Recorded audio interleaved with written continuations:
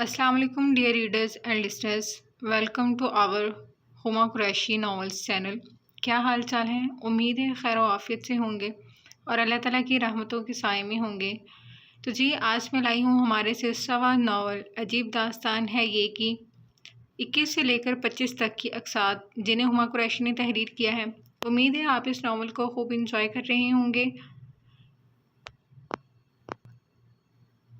Novel start करने से पहले मेरी आप सबसे एक दरख्वास्त है कि अगर आपने हमारे चैनल को सब्सक्राइब नहीं किया तो प्लीज़ इसे सब्सक्राइब कीजिए, वीडियोस को लाइक कीजिए और बेल आइकन को दबाना हरगिज़ ना भूलिएगा। तो चलिए नावल स्टार्ट करते हैं। आप यहाँ अपने सामने मौजूद हस्ती को देख तानिया हैरानी से गोया हुई, जिन्होंने इन 3 माह में कभी इस तरफ रुख नहीं किया था। हाँ, मैं तुम्हारी बदौलत आना पड़ा। आखिर को तुम ही तो हो वो जिसने हमारे ख़ानदान का शिराजा बिखेर कर रख दिया है। मुकाबिल हस्ती ने आंखों में बेपनाह और नफरत समोए तंजिया कहा। तानिया उनकी वही 3 माह पुरानी गर्दान सुन लब भींच कर रह गई। कोई काम था आपको? तानिया ने सुलझो अंदाज में दरियाफ्त किया। तुम्हारी इतनी औकात नहीं है कि तुम हमारे किसी काम आ सको। उनके जवाब पर तानिया सब्र का घूंट पीकर रह गई। तो फिर कैसे तकलीफ़ कर ली आपने इस जानिब तशरीफ़ लाने की? लहजे में बला का एतमाद था जो मुकाबिल की आंखों में खटक रहा था। तकलीफ़ के बाद अगर तुम ना ही करो बीबी तो बेहतर होगा। सालों पहले एक गम हमें तुम्हारी माँ की बदौलत मिला था और दूसरा तुम्हारी सूरत। आयशा बेगम के अल्फाज तानिया को चौंका देने के लिए काफ़ी थे। भला उसकी माँ का यहाँ क्या जिक्र? क्या मतलब है आपका? मेरी मामा का इस सब में क्या कसूर है? तानिया ज़रा हैरानी से गोया हुई थी, जबकि उसके अनजान लहजे पर वो तंजिया मुस्कुराई थी। ओह, तो तुम्हें तुम्हारे माँ बाप ने अपने ख़ानदान के कारनामे नहीं बताए? आयशा बेगम के लहजे में हकारत थी। तानिया आंखें फैलाए उनकी बात समझने की कोशिश कर रही थी। आंटी आप खबरदार जो हमसे या इस हवेली के किसी भी मकीन से किसी भी किस्म की कोई रिश्तेदारी बनाने की कोशिश की तो। तानिया के कुछ भी कहने से पहले आयशा बेगम अंगद शहादत उठाकर गुस्से से बोली। तो फिर मिसेस शमशेर मलिक, क्या आप बताना पसंद करेंगी कि आप किस बारे में बात कर रही हैं? सामने भी तानिया थी। ईंट का जवाब पत्थर से आया था। तानिया की दलेरी पर तो उन्हें पतंगे ही लग गए थे। खामोश गुस्ताख लड़की, सही कहते हैं बड़े सरकार, तुम यकीनन हमारे किसी दुश्मन से मिली हुई हो, वरना हमारी हवेली में खड़ी होकर हमारे रहमो करम पर होकर किसी में इतनी जुर्रत कि हमसे ऊंची आवाज़ में बात कर सके। शमशेर मलिक की कुछ देर पहले की कही बातें दोहराकर गुस्सा और तय से उसे घूर कर बोली, जो तंजिया मुस्कुराई थी। एक बात कान खोल कर सुन लो लड़की, जो कुछ सालों पहले तुम्हारे ख़ानदान की बदौलत इस हवेली में हो चुका है अब ऐसा दोबारा नहीं होगा। मेरे बेटे की मौत का हिसाब तुम क्या तुम्हारा पूरा ख़ानदान भी देगा। अब वक्त आ गया है सारे नए पुराने हिसाब बराबर करने का। आयशा बेगम पता नहीं क्या क्या बोल रही थी, लेकिन उसका दिमाग तो सिर्फ अपनी माँ और ख़ानदान के जिक्र पर अटक गया था। भला यहाँ उनका क्या जिक्र था? मेरा बेटा यहीं है और अपनी बहन की शादी तक यहीं रहेगा। तुम मुझे हवेली में इधर से उधर मंडलाती हुई नज़र ना आओ। बड़ी सरकार किसी काम के लिए बुलाए भी तो तुम्हारा ये मुंह चादर में छुपा होना चाहिए, समझी? सारी बातों को नज़रअंदाज कर वो अपने मुद्दे पर आईं, जिसके लिए वो ख़ास तौर पर यहाँ आई थी। तानिया ने उनके हुक्म पर नाक से मक्खी उड़ाई। भला वो कौन सा मरी जा रही थी उनके बेटे के दीदार को? आयशा बेगम ने बहुत खामोशी से उसका ये अंदाज़ जांचा था। ये लड़की मामूली लड़की तो हरगिज़ नहीं थी। अपनी जानिब से तो वो उसे तंबीह कर गई थी, लेकिन उसका ये निडर अंदाज़ बुरी तरह खटक रहा था। इस लड़की की ये दलेरी किसी बहुत ही बड़े तूफ़ान का पेश खैमा थी। आने वाले वक्त का डर उन्हें अंदर ही अंदर हौलाए दे रहा था। इससे ज़्यादा नफ़रत तो इस हवेली को उसके चेहरे से थी, जो हूबहू उस जैसी थी। सालों पहले भी इस हवेली में एक लड़की ने बगावत करने की कोशिश की थी और उसके बाद अपनी रिवायतों की पासदारी करते उन्होंने जिस तरह उसके पर काटे थे कि इनसे अब तक खून रस रहा था। तुम्हें पता है इस गांव में औरत की या उसके फ़ैसलों की कोई वक़्त नहीं। यहाँ सिर्फ वो होता है जो यहाँ के हाकिम कहते हैं, माँ सिवाय बड़ी सरकार के, जो इस गाँव के सरबराह की बीवी थी। यहाँ बड़ी सरकार का मुकाम जब भी मिलता है जब वो मर्दों की तरह के सख्त फैसले करने के काबिल हो जाती है। आयशा बेगम किसी ख्याल के तहत ट्रांस में बोल रही थी। तानिया ज़रा हैरानी से उनका पल पल बदलता रवैया देख रही थी। ख्याल आने पर यकदम चौंक कर सीधी हुई, फ़ौरन खुद पर काबू किया। वही नफ़रत आंखों में समोए एक बार फिर उसकी जानिब देखा, जो अब बिल्कुल खामोश थी। इस हवेली में बहुत से राज दफन हैं ان میں سے ایک راز یہ بھی ہے کہ تمہاری ماں کا اس حویلی سے ایک بہت ہی گہرا رشتہ ہے۔ جاننا چاہتی ہو تو جاؤ خود کھوج لگاؤ۔ جس دن حقیقت کا معلوم ہو گیا نا، اس دن یہاں سے بھاگنے کا بھوت بھی جلد تمہارے سر سے اتر جائے گا۔ کسی سوچ کے تحت عائشہ اس کی سوچوں کا رخ دوسری جانب کرتی اس کو حیرت کے سمندر میں دھکیل گئیں، جو اس انکشاف پر حیران سی بھوچکا سی تھی۔ وہ چکرا کر رہ گئی۔ کچھ پل تو سمجھ ہی نہیں آیا کہ کیا کہے، اور جب ہوش آیا تو عائشہ بیگم وہاں سے جا چکی تھی۔ عائشہ بیگم تانیہ کو سخت لفظوں میں تنبیہ کے ساتھ ساتھ اس کا دھیان دوسری جانب لگا کر لان کے پیچھے سے ہوتی حویلی کے اندرونی حصے کی جانب جا رہی تھی کہ اچانک سائڈ پر سے ہو کر مڑتے ہی کسی وجود سے تصادم ہوتے ہوتے بچا تھا۔ بیٹا صحیح آپ یہاں؟ عائشہ بیگم نے سامنے شلوار قمیض کے ساتھ بلیک چادر کندھوں پر ڈالے کھڑے آریان کو دیکھ حیرانی سے پوچھا، جو اس کی یہاں موجودگی پر چونک سی گئی تھی۔ وہ اماں سرکار، آپ یہاں کیا کر رہی ہیں؟ نور سے تانیہ کی رہائش کے بابت پوچھتا وہ جو تانیہ سے ملاقات کے ارادے سے حویلی میں بھرے مہمانوں اور نگران کی نظروں سے بچتا بچاتا اس جانب آ رہا تھا کہ اپنی ماں کو یوں سامنے دیکھ کے ایک لمحے کو گڑبڑا گیا، لیکن پھر جلد ہی خود پر قابو کر اپنی ماں کے چہرے کی بدلتی رنگت کو دیکھ استفسار کیا۔ ہم یہاں ایک کام سے آئے تھے، آپ بتائیں آپ یہاں کیا کر رہے ہیں؟ جبکہ آپ اچھے سے جانتے ہیں کہ اس جانب کسی بھی مرد کا آنا منع ہے۔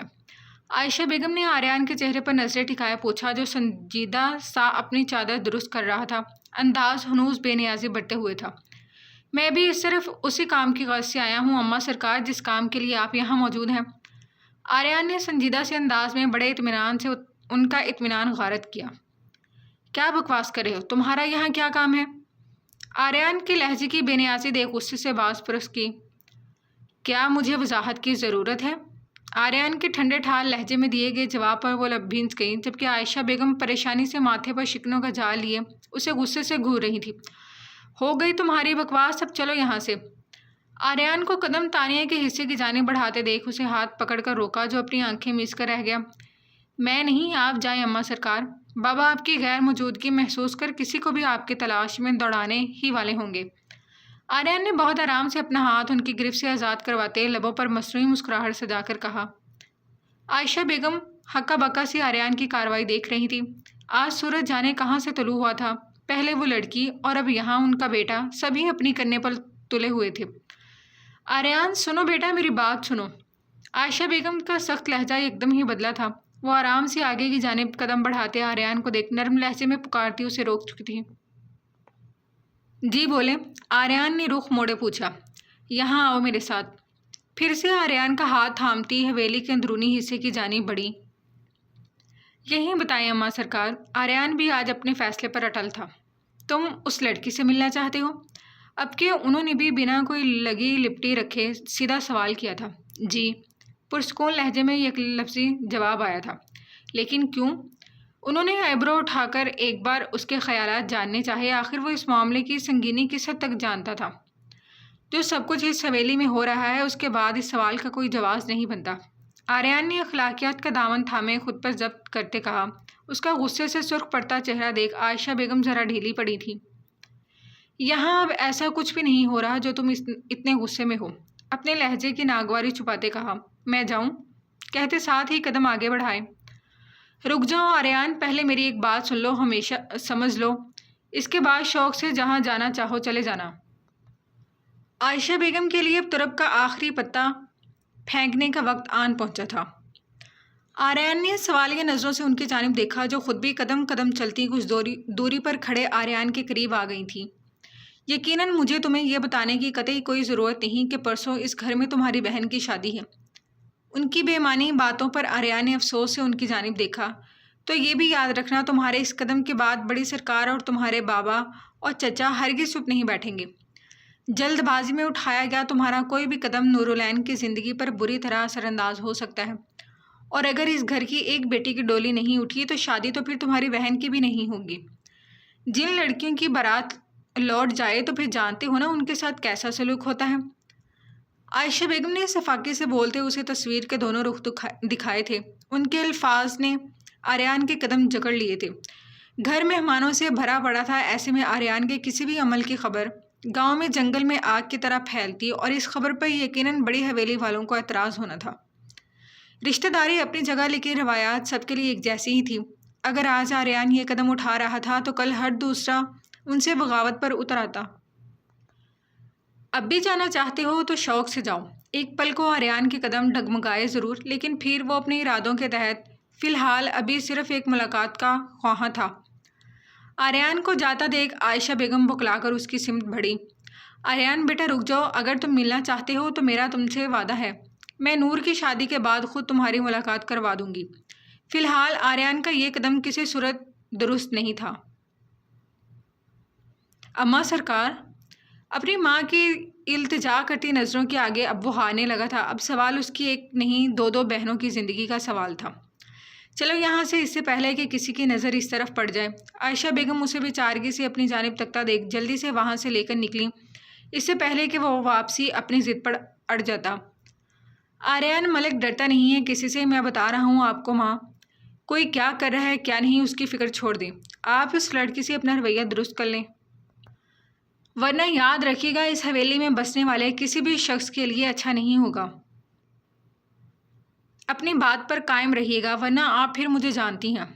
غصے میں بولتا اپنی ماں کو سخت تنبیہ کرتا، دوسرے ہاتھ سے کندھے پر ڈالی چادر کو ایک جھٹکے سے دوسری جانب ڈالتا، لمبے لمبے ڈگ بھرتا وہاں سے نکل آیا تھا، جبکہ عائشہ بیگم اسے جاتا دیکھ ایک پرسکون سانس فضا کے سپرد کرتی اس کے پیچھے ہوئیں۔ رات کے تیسرے پہر جہاں سب خواب و خرگوش کے مزے لیتے گہری نیند کی وادی میں اتر گئے تھے، اندھیرے نے میلوں میل پھیلے اس گاؤں کو اپنی لپیٹ میں لے لیا تھا۔ ایسے میں کوئی وجود سرونٹ کوارٹر سے نکل کر چاروں جانب چھائے سناٹے پر نظر دوڑاتا حویلی کے صدر دروازے کی جانب جا رہا تھا۔ گیٹ پر بیٹھے گارڈز پر بھی شاید دوا اثر کر ہی گئی تھی۔ ایک ہاتھ اٹھا کر آنکھوں کے پاس لے جا کر چہرے کے گرد گھومتے دیکھ سکون کی سانس خارج کی۔ وہ سب نشے میں ہونے کے باعث 2-3 گھنٹوں سے پہلے نہیں اٹھنے والے تھے۔ آہستہ سے گارڈ کی جیب سے چابی نکال کر آنے جانے کے لیے استعمال ہونے والے گیٹ کی جانب جاتے دروازہ مقفل سے آزاد کرواتا باہر نکل گیا۔ دور تک پھیلے گاؤں میں اس وقت ہو کا عالم تھا۔ رات کی تاریکی میں صرف کتوں کے بھونکنے کی آوازیں آ رہی تھیں۔ روشنی سے جھلمل کرتی حویلی سے کچھ فاصلے پر ہی ایک گاڑی کھڑی ہوئی تھی۔ وہ وجود سانس روکے دھیمے قدم اٹھاتا اس جیپ کے قریب جاتا، اسی منظر کا حصہ لگ رہا تھا۔ قریب پہنچتے ہی فوراً سے پجیرو کا دروازہ کھول کر گاڑی میں بیٹھ گیا۔ سب کام ہو گیا؟ ڈرائیونگ سیٹ پر بیٹھے وجود نے رخ اس کی جانب موڑ سوالیہ نظروں سے دیکھا۔ جی سر، سب اوکے ہے۔ کالے شلوار قمیض میں گارڈز کسی ڈریسنگ کیے وہ بھی یہیں کا مقامی لگ رہا تھا۔ یاد رکھنا کل ٹھیک رات کو 1 بجے۔ شلوار قمیض کے ساتھ ازرق کندھے پر ڈالے وجود کے رومال سے مخفی چہرے پر صرف کالی آنکھیں نظر آ رہی تھیں۔ بہتر سر یہ ڈیوائس آپ اپنے پاس رکھیں، کل آپ کو راستہ تلاشنے میں مدد کرے گی۔ ایک مشینی آلہ اس کی جانب بڑھاتے کہا اور ساتھ ہی اسے ہاتھ سے جانے کا اشارہ کیا۔ اس کے حکم پر اسبات میں سر ہلاتا وجود جیسے آیا تھا ویسے ہی اس تاریکی میں غائب بھی ہو گیا۔ کار کو ایکسیلیٹر ملتے ہی ہیڈ لائٹس روشن ہونے سے ایک دم رات کا اندھیرا چھٹ سا گیا تھا۔ فل ریس میں گاڑی کچی سڑک پر دوڑتی پیچھے مٹی کے مرغولے چھوڑ گئی۔ ایک نئی صبح کا آغاز ہو چکا تھا۔ سورج کی کرنیں بکھرتی ہر سو تازگی بخش رہی تھی۔ یہ صبح ہزاروں خوشیاں لے کر طلوع ہوئی تھی، لیکن کون جانے کہ اس کا اختتام کیا ہونا تھا۔ تانیہ کے کمرے میں بنے روشن دان سے آتی سورج کی روشنی نے اس کی نیند میں خلل پیدا کیا تھا۔ کل سے اب تک تو راوی چین ہی چین لکھ رہا تھا۔ رات کو ٹھنڈے فرش پر لیٹے نہ جانے کب نیند کی وادیوں میں اتر گئی تھی۔ صد شکر تھا کہ صبح صادق میں بھی وہ منحوس زمانی اٹھانے نہیں آئی تھی۔ ایک نظر خالی کمرے میں دوڑائی جہاں اب ہر سو سورج کی روشنی آ رہی تھی۔ سائڈ پر پڑا دوپٹہ اٹھا کر گلے میں ڈالتی فرش پر سے کھڑی ہوئی، ساتھ ہی ایک انگڑائی لی۔ نیند کا کیا ہے، پرسکون نیند تو ننگے فرش پر بھی آ جاتی ہے، جبکہ پریشانی میں تو مخمل کے بستر پر بھی کانٹے چبھتے محسوس ہوتے ہیں۔ منہ ہاتھ دھو کر گیلے ہاتھ کپڑوں پر مار کر کپڑے کی شکنیں دور کیں، ساتھ ہی سائڈ پر دیوار میں لگے حکمے سے اپنا وہی جوڑا اٹھایا جو وہ یہاں پہن کر آئی تھی۔ کچھ ہی دیر میں حشاش بشاش سی اپنے بالوں کو رول کر کے ان کا جوڑا سیٹ کرتی تانیہ کچھ کھانے کی غرض سے باہر جانے کا ارادہ رکھتی تھی۔ ابھی قدم اٹھائے ہی تھے کہ سامنے ہی زمانی کو کھانے کی ٹرالی لیے اندر داخل ہوتے دیکھا۔ تانیہ اسے اندر آتا دیکھ اپنے قدم واپس پیچھے لیتی کمرے کے بیچوں بیچ کھڑی ہو گئی۔ صبح بخیر، گڈ مارننگ ڈاکٹرنی صاحبہ۔ زمانی اپنے مخصوص لب و لہجے میں دل جلانے والی مسکراہٹ لیے گویا ہوئی، تمہارا منہ دیکھ لیا، اب کون سی گڈ مارننگ؟ اس پر ایک نظر ڈال بیزاری سے کہتے نظر کمرے میں ادھر ادھر گھما کر بڑبڑائی جو زمانی نے واضح سنی۔ ہاں ڈاکٹرنی صاحبہ صحیح کہا، اب کون سی مرننگ؟ ٹرے اس کے ہاتھ میں زبردستی تھماتے اس کی آنکھوں میں دیکھا جو اسے ہی دیکھ رہی تھی۔ کل کا دن تو عید کا دن ہوگا ڈاکٹرنی کے لیے، مجھے جو نہیں دیکھا؟ زمانی جیسے اسے چڑھا رہی تھی۔ ہاں صحیح کہہ رہی ہو، عید کا دن تھا، سوچا شاید آج دوسری عید ہو، پر نہیں، آ گئی تم اپنا منحوس چہرہ لے کر، اوس پڑ گئی میری خوشیوں پر۔ اس سے زیادہ جلا دینے والے لہجے میں چبا چبا کر اپنی بھڑاس نکالی۔ ہاں ہاں ہاں، کیا بات ہے، ڈاکٹرنی تو بڑی چمک رہی ہے۔ خوفناک سا کہکا لگا کر اس کے ارد گرد چکر لیتے استفہامیہ نظروں سے دیکھا۔ عید جو ٹھہری آج میری، تانیہ نے جل کر اسے گھورا۔ ہاں ہاں چل بی بی، تو کمرے میں عید منا، میں تو چلی۔ ہاں کمرے سے نہیں نکلنا، وہ کیا ہے نا، شادی والا گھر ہے، بڑے بڑے لوگوں کا آنا جانا لگا ہوا ہے، تو ہم نہیں چاہتے تجھ ونی پر کوئی ترس کھائے۔ اپنے انداز میں لہجے میں شیرنی لیے طنز کے تیر برساتی زمانی کمرے سے نکل گئی۔ تانیہ نے اسے دیکھ سر جھٹکا۔ زمانی منحوس ماری بڑبڑا کر ناشتے کی ٹرے اپنی جانب کھینچی جس میں رات کا سالن اور روٹی تھا۔ آج صبح سے ہی حویلی میں آنا جانا لگا ہوا تھا۔ آج نورالعین اور مہنور دونوں کی مائیوں اور مہندی کی رسم ایک ساتھ ہی رکھ لی تھی، اور پھر کل شادی اور ایک دن بعد بڑی حویلی میں نورالعین کا ولیمہ تھا، جبکہ زیغم اور مہنور کا ولیمہ الیکشن میں ناکامی کے باعث فی الحال کے لیے آگے بڑھا دیا تھا۔ بڑی حویلی والے آج صبح ہی اپنے پورے خاندان سمیت اس وقت بڑی سرکار کی حویلی پر موجود تھے۔ گاؤں میں رواج تھا کہ شادی سے کچھ دن پہلے ہی لڑکے والے بما اہل و عیال دلہن کے گھر ہی قیام کرتے ہیں، لیکن بڑی حویلی والے اس رسم کے لیے ہرگز نہیں مانے تھے۔ بڑی سرکار کے بہت اصرار کے بعد وہ صرف آج کی رات ٹھہرنے پر رضامند ہوئے تھے۔ شام کے گہرے ہوتے سائے میں ہر جانب خوشیاں ہی خوشیاں رقصاں تھیں۔ پوری حویلی کو دلہن کی طرح مختلف رنگوں کے پھولوں اور فینسی لائٹ سے سجایا گیا تھا۔ کئی ایکڑ پر پھیلے اس لان کی ایک جانب 2 اسٹیج لگائے گئے تھے جس کے بیچ موٹا سا پردہ حائل تھا، ایک جانب دلہنوں کی اور دوسری جانب دلہاؤں کے لیے تھی۔ اس طرح پورے لان کو 2 حصوں میں تقسیم کر کے ایک طرف مردوں کے لیے اور دوسری طرف خواتین کے لیے تھی۔ بڑی سرکار کے حکم کے مطابق اس شاندار سی سجاوٹ اور ماحول میں بھی پردے کا خاص خیال رکھا گیا تھا۔ سامنے ہی رنگ برنگے پھولوں کی لڑیوں اور لائٹ سے سجا زمین سے ذرا اوپر کو بنا اسٹیج نہایت ہی خوبصورت تھا، جس پر دلہن کے لیے خاص کر جھولا لگایا گیا تھا جس کی سجاوٹ بھی قابل دید تھی۔ شام کی پھیلتی شفق میں ٹمٹماتی روشنیوں میں عین سامنے نظر ڈالیں تو ماہ اور نور سبز اور آتشی رنگ امتزاج کے ایک جیسا جوڑا پہنے، ہم رنگ گوٹے کا دوپٹہ گھونگھٹ کے سے انداز میں ڈالے، گیندے کے پیلے پھولوں کے کنگن اور ماتھے پر بندی لگائے، کزن کے جھرمٹ میں سہج سہج کر قدم اٹھاتی اسٹیج کی جانب آ رہی تھی۔ رک جاؤ، تم لوگ ایسے وہاں نہیں بیٹھ سکتی۔ سامنے وجود کے روکنے پر ان دونوں کی پتلیاں حیرت کی زیادتی سے پھیل گئی تھیں۔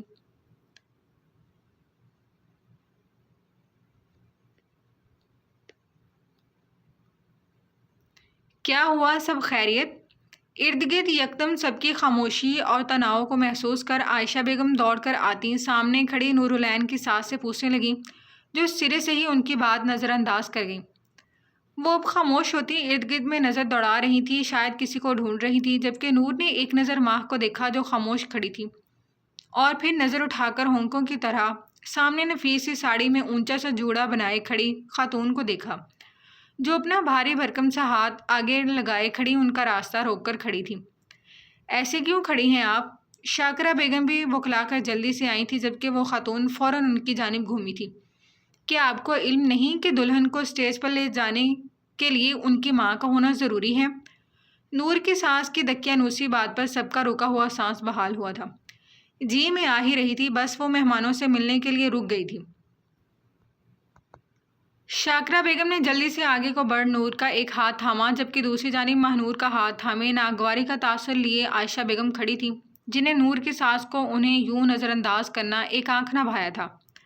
محفل میں چھایا تناؤ دلہنوں کے اسٹیج پر قدم رکھتے ہی زائل ہو گیا تھا۔ اب سبھی آہستہ آہستہ اسٹیج پر جا کر ہلدی کی رسم کرنے میں مگن تھے۔ اسٹیج پر بیٹھی نور اپنی ساس کی روایتی رسموں سے عاجز ہو چکی تھی، اوپر سے بڑی حویلی کے تمام بزرگ خواتین ہاتھ بھر بھر کر ہلدی لگانے کے بجائے تھوپنے میں مگن تھیں۔ اچھے خاصے صاف ستھرے چہرے پر بقول ان کے نکھار آئے گا کے چکر میں اس کی آنکھوں کو چھوڑ کر پورے منہ پر ہلدی مل چکی تھی۔ نور کو تو اس کی عجیب سی اسمیل سے الٹی آ رہی تھی، جبکہ برابر میں آرام سے صاف ستھرا چہرہ لیے بیٹھی ماں اس کی حالت دیکھ بہت مشکل اپنا قہقہ روک رہی تھی۔ اس کی مزاج شکل دیکھ صاف اندازہ لگایا جا سکتا تھا کہ اسے یہ سب کتنا ناگوار گزر رہا ہے۔ ارے لڑکیوں، سب ایک ہی دلہن کے پیچھے پڑ گئے، اسے بھی تو لگاؤ تھوڑی ہلدی۔ بڑی حویلی کی کسی خاتون کی آواز پر ماہنور ایک دم سیدھی ہو کر بیٹھی، ہونٹوں کی مسکراہٹ معدوم پڑ چکی تھی۔ البتہ اب نور شرارتی مسکراہٹ لیے اس کی التجا کرتی نظروں کو نظر انداز کر رہی تھی۔ صحیح کہہ رہی ہیں آپ، اپنی بہن کو سب سے پہلے ہلدی میں لگاؤں گی۔ نور اپنا جالی کا گھونگھٹ اوپر کر کے چہک کر بولتی، جلدی سے میدان میں کودی۔ وہ بھلا ایسے کیسے اتنا اچھا موقع ہاتھ سے جانے دیتی؟ دوسری جانب شاکرہ بیگم نے اسے آنکھیں دکھائیں جس کا فی الحال اس پر کوئی خاطر خواہ اثر نہیں ہوا تھا۔ نور بس کرو نا، اسے منہ پر رگڑ رگڑ کر لگاتا دیکھ ماں آہستہ آواز میں منمنائی۔ کیا بس ابھی تو بڑے دانت نکل رہے تھے؟ ہلدی سے چھپے چہرے میں چھوٹی چھوٹی آنکھیں نکال کر گھورا، جبکہ ماں اپنا سا منہ لے کر رہ گئی۔ بس بھی کر دو نور۔ شاکرہ بیگم نے اس کے سسرال والوں کو دیکھ دانت پیسے جو اپنے میں ہی مگن تھی۔ جی ماما، بس یہ منہ تو میٹھا کروا دوں پھر بس۔ نور نے نیلی پیلی مٹھائیوں میں سے ایک پوری مٹھائی اٹھا کر اس کے آگے بڑھائی، جو ذرا حیرت سے اپنی دوست کو دیکھ رہی تھی۔ اتنی بے وفائی؟ لو کھاؤ جلدی۔ نور کو چھوٹا سا منہ کھولتا دیکھ نور نے زبردستی پوری مٹھائی اس کے منہ میں ڈال دی، جیسے پھندا سا لگا تھا، لیکن پھر خود ہی آہستہ آہستہ سے چباتی ایک شکوہ کناں نظر سے نوازتی رخ پھیر گئی، جبکہ نور اپنی ماں کی گھوریوں کو نظر انداز کر اپنا کارنامہ انجام دے کر اب مزے سے بنا کسی کی پرواہ کیے ٹیشو سے اپنا منہ صاف کر رہی تھی۔ یخ، کیا گند بلا لگا دیا۔ پیلے ہوئے ٹیشو کو دیکھ نور نخوت سے اسے ایک طرف رکھ کر اونچا سا بڑبڑائی۔ نور! ماں نے ہاتھ دبا کر اسے خاموش رہنے کا اشارہ کیا۔ چپ کرو تم، میں کیا اب یہیں بیٹھی رہوں؟ اور تم کیا جوکر بن کر بیٹھی ہو؟ لو صاف کرو تم بھی، بالکل کھیتوں میں ہل چلانے والی دیہاتن لگ رہی ہو۔ نور نے آنکھیں دکھا کر اسے ڈپٹنے کے ساتھ ایک رومال اس کی جانب بھی بڑھایا اور ساتھ ہی آہستہ سے اس کے کان میں سرگوشی کی، جس پر ماں نے اسے گھورا، جس کی شکل اس سے کئی زیادہ دلچسپ لگ رہی تھی، لیکن اسے بتائے کون؟ نور خاموش ہو جاؤ، سب ہمیں ہی دیکھ رہے ہیں، ماں نے دبی دبی آواز میں کہتے بس گھورنے پر اتفاق کیا۔ سامنے ہی خواتین منہ کھولے نور کی حرکتیں ملاحظہ فرما رہی تھی، پر دوسری جانب پرواہ کسے تھی؟ نور، تمہاری دادی اسٹیج پر ہی آ رہی ہیں، اگر ان لوگوں کے سامنے اپنی ذرا سی بھی عزت برقرار رکھنا چاہتی ہو تو اپنا منہ بند رکھنا۔ شاکرہ بیگم نے پاس ان کے ساتھ بیٹھ کر دھیمے لہجے میں گھور کر تنبیہ کی۔ نور اور ماہنور دونوں فوراً سیدھی ہو کر بیٹھی تھی، جبکہ بڑی سرکار کے لان میں قدم رکھتے ہی سبھی احتراماً خاموش ہو کر کھڑی ہو گئی تھیں۔ اپنے مخصوص سفید جوڑے پر آج کے دن کی مناسبت سے ہلکے گلابی رنگ کا ہلکے جڑاؤ موتیوں سے مزین دوپٹے کے ساتھ سونے کی بھاری بھرکم سی جھمکیاں پہنی سب سے الگ اور منفرد سی اپنی اسٹک کی مدد سے پروکار چال چلتی اسٹیج پر آئیں۔ چشمے بدور، ماشاءاللہ چاند کا ٹکڑا لگ رہی ہیں آپ دونوں۔ ان کے پاس ہی صوفے پر بیٹھ کر سبز رنگ کے دوپٹے کے پار نظر آتے عکس کو دیکھ 5-5 ہزار کے کئی نوٹ ان کے سر سے وار کر پاس کھڑی ملازمہ کے ہاتھ پر رکھے، جو سب مستحقوں میں بانٹنے کے لیے تھے۔ اپنی حویلی میں آج سالوں بعد خوشیوں کے گیت بجتے دیکھ آبدیدہ ہوتی فرتے مسرت سے گویا ہوئیں۔ ماشاءاللہ، اللہ سائیں حویلی والوں کی خوشیاں یوں ہی شاد و آباد رکھے۔ اللہ سائیں بڑی سرکار کا سایہ ہم غریبوں پر یوں ہی قائم و دائم رکھے، یہی ہمارے مائی باپ ہیں، آمین۔ بڑی سرکار کا خوشی سے جھلمل کرتا چہرہ دیکھ گاؤں کی ایک بزرگ سی خاتون اپنے ہاتھ ہوا میں بلند کرتی دعائیں دینے لگی، جس پر سبھی نے آمین کہا، جبکہ بڑی سرکار کا سر غرور سے مزید بلند ہو گیا۔ یہ لوگ ان کے آگے غلام ہی رہیں گے، ان کے تو خون میں غلامی رچ بس گئی تھی، وہ بھلا کب ان سے آزادی چاہتے تھے۔ لان کے دوسرے حصے میں اس وقت آریان اور زیغم کے علاوہ سفیان ظفر ملک بھی موجود تھا۔ تینوں ہی آج کے دن کے لیے خاص تیاری کے ساتھ سفید کاٹن کی کلف لگے شلوار قمیض پر مہرون کلر کی پشاوری چپل پہنے مختلف رنگ کی کوٹی پہنے ہوئے تھے، جو آج کے فنکشن کے کوڈڈ ڈریس کی حیثیت رکھتی تھی۔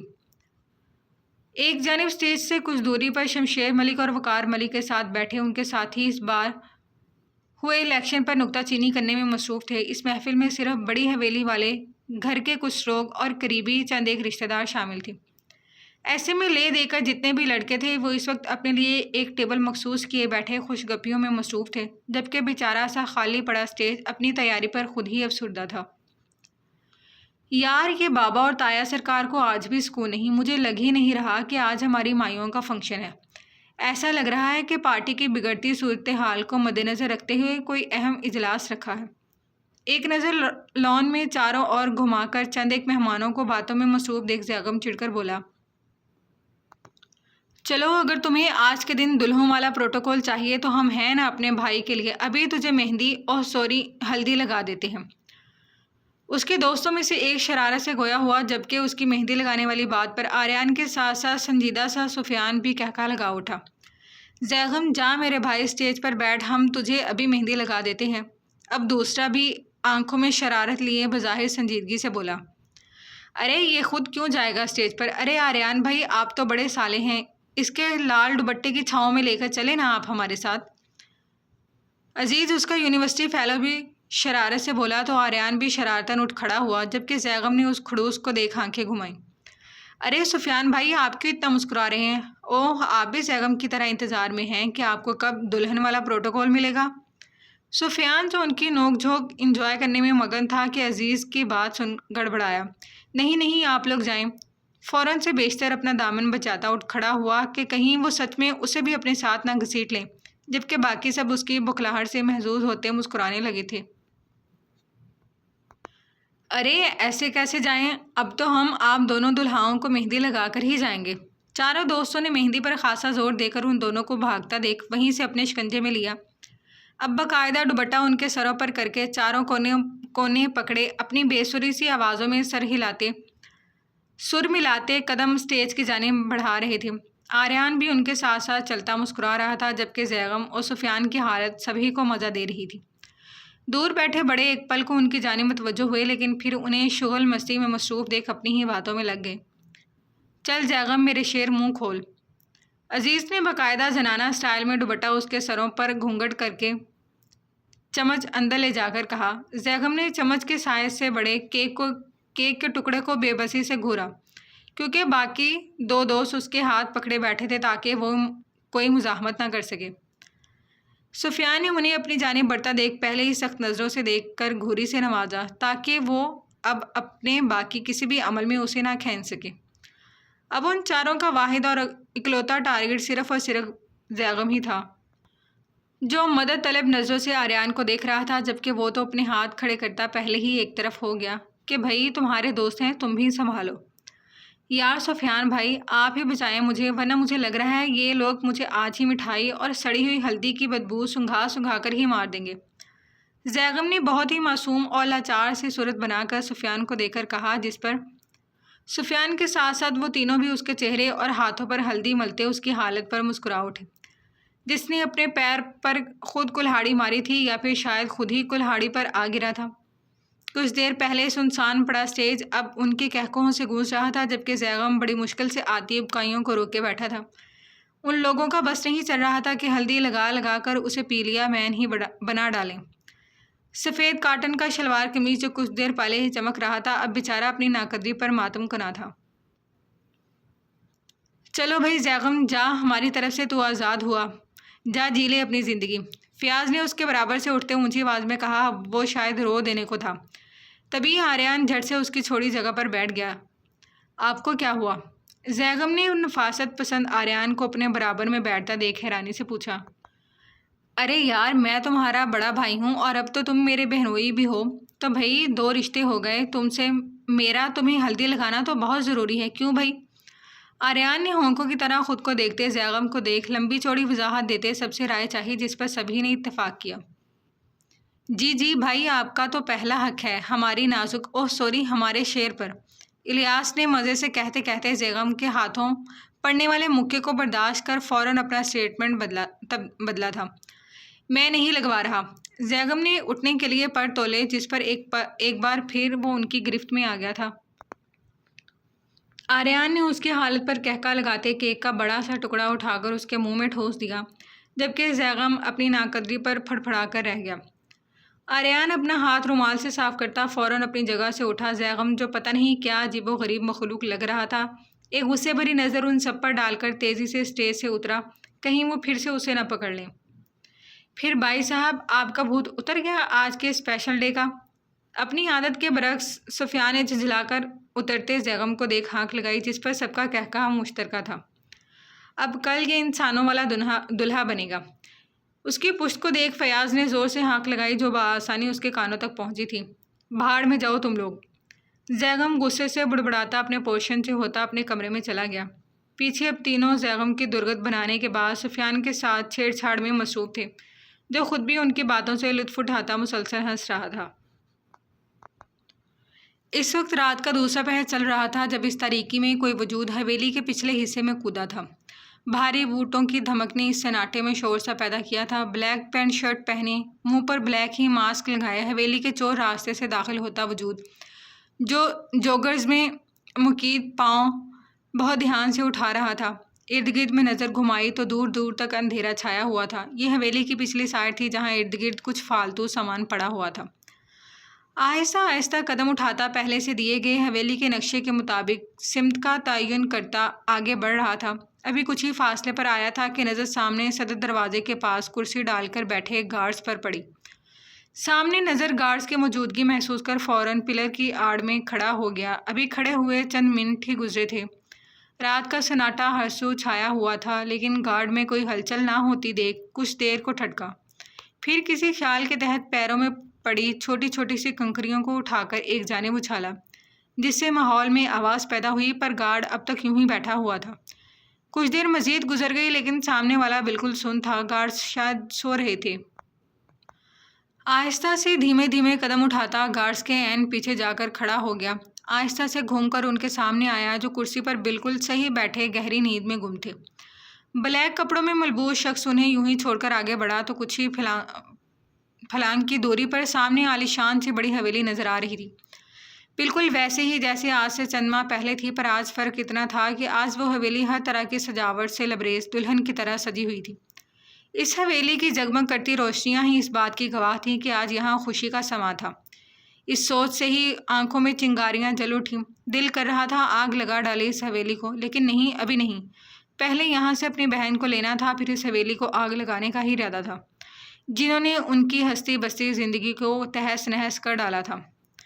چاروں اور چھائے سناٹے پر نظر گھما کر آگے بڑھا، صدر دروازے کے سامنے سے جاتے دو راستوں پر سے گھوم کر ایک کا چناؤ کرتا سامنے نظر آتی بلڈنگ کی جانب بڑھا۔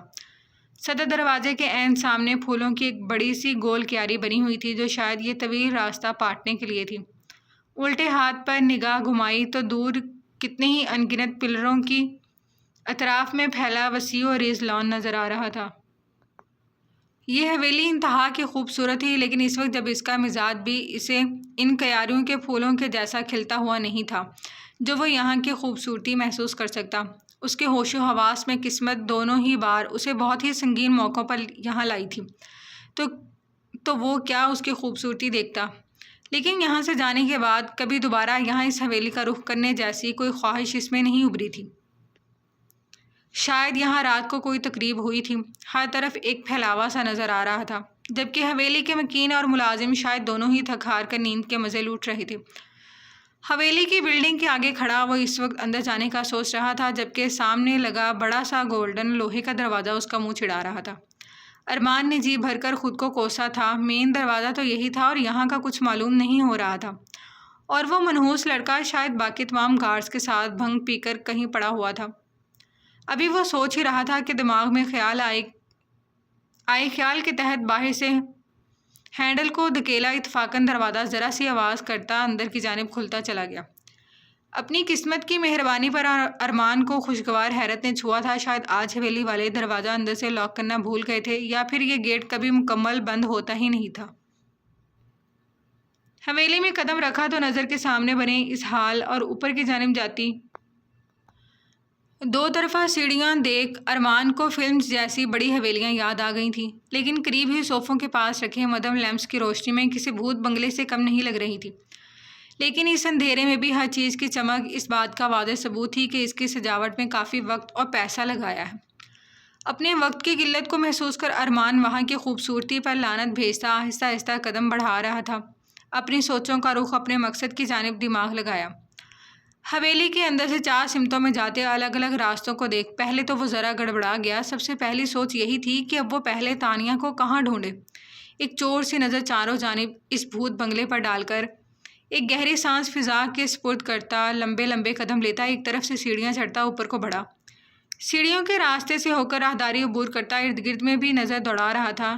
اس راستے میں ان گنت تصویریں اور مختلف قسم کی جدید اور قدیمی پینٹنگز لگی ہوئی تھیں۔ ہر چیز پر ایک سرسری سی نگاہ ڈالتا ہوا آگے بڑھ رہا تھا۔ سیڑھیوں کے ختم دونوں طرف میں لائن سے بنے ان گنت کمروں میں سے ایک کے دروازے کے پاس کھڑا کھولنے کا ہی سوچ رہا تھا جب کمرے سے باہر کی جانب آتا کوئی نازک سا وجود اچانک اس سے ٹکرا گیا، جبکہ ہاتھ میں پکڑا پانی کا جگ چھناک کی آواز سے رات کے پرسکون ماحول میں شور برپا کر گیا تھا۔ اس سے پہلے کہ وہ چیخ مار کر پوری حویلی کو اکٹھا کرتی، ارمان نے اس کے منہ پتہ نہیں آج دل بوجھل سا ہو رہا تھا۔ ایسا لگ رہا تھا کہ بہت کچھ غلط ہونے والا ہے۔ ساری رات جاگتی آنکھوں میں کٹ گئی تھی لیکن نیند آنکھوں سے کوسوں دور تھی۔ چند گھنٹوں میں فجر کی اذانیں شروع ہو جانی تھی، پھر تو حویلی میں جاگ ہو ہی جانے والی تھی۔ آج شام میں اس حویلی کی 2 لڑکیوں کی مائیوں تھی، لیکن اسے شادی کے دنوں میں باہر نکلنے کی بالکل اجازت نہیں تھی۔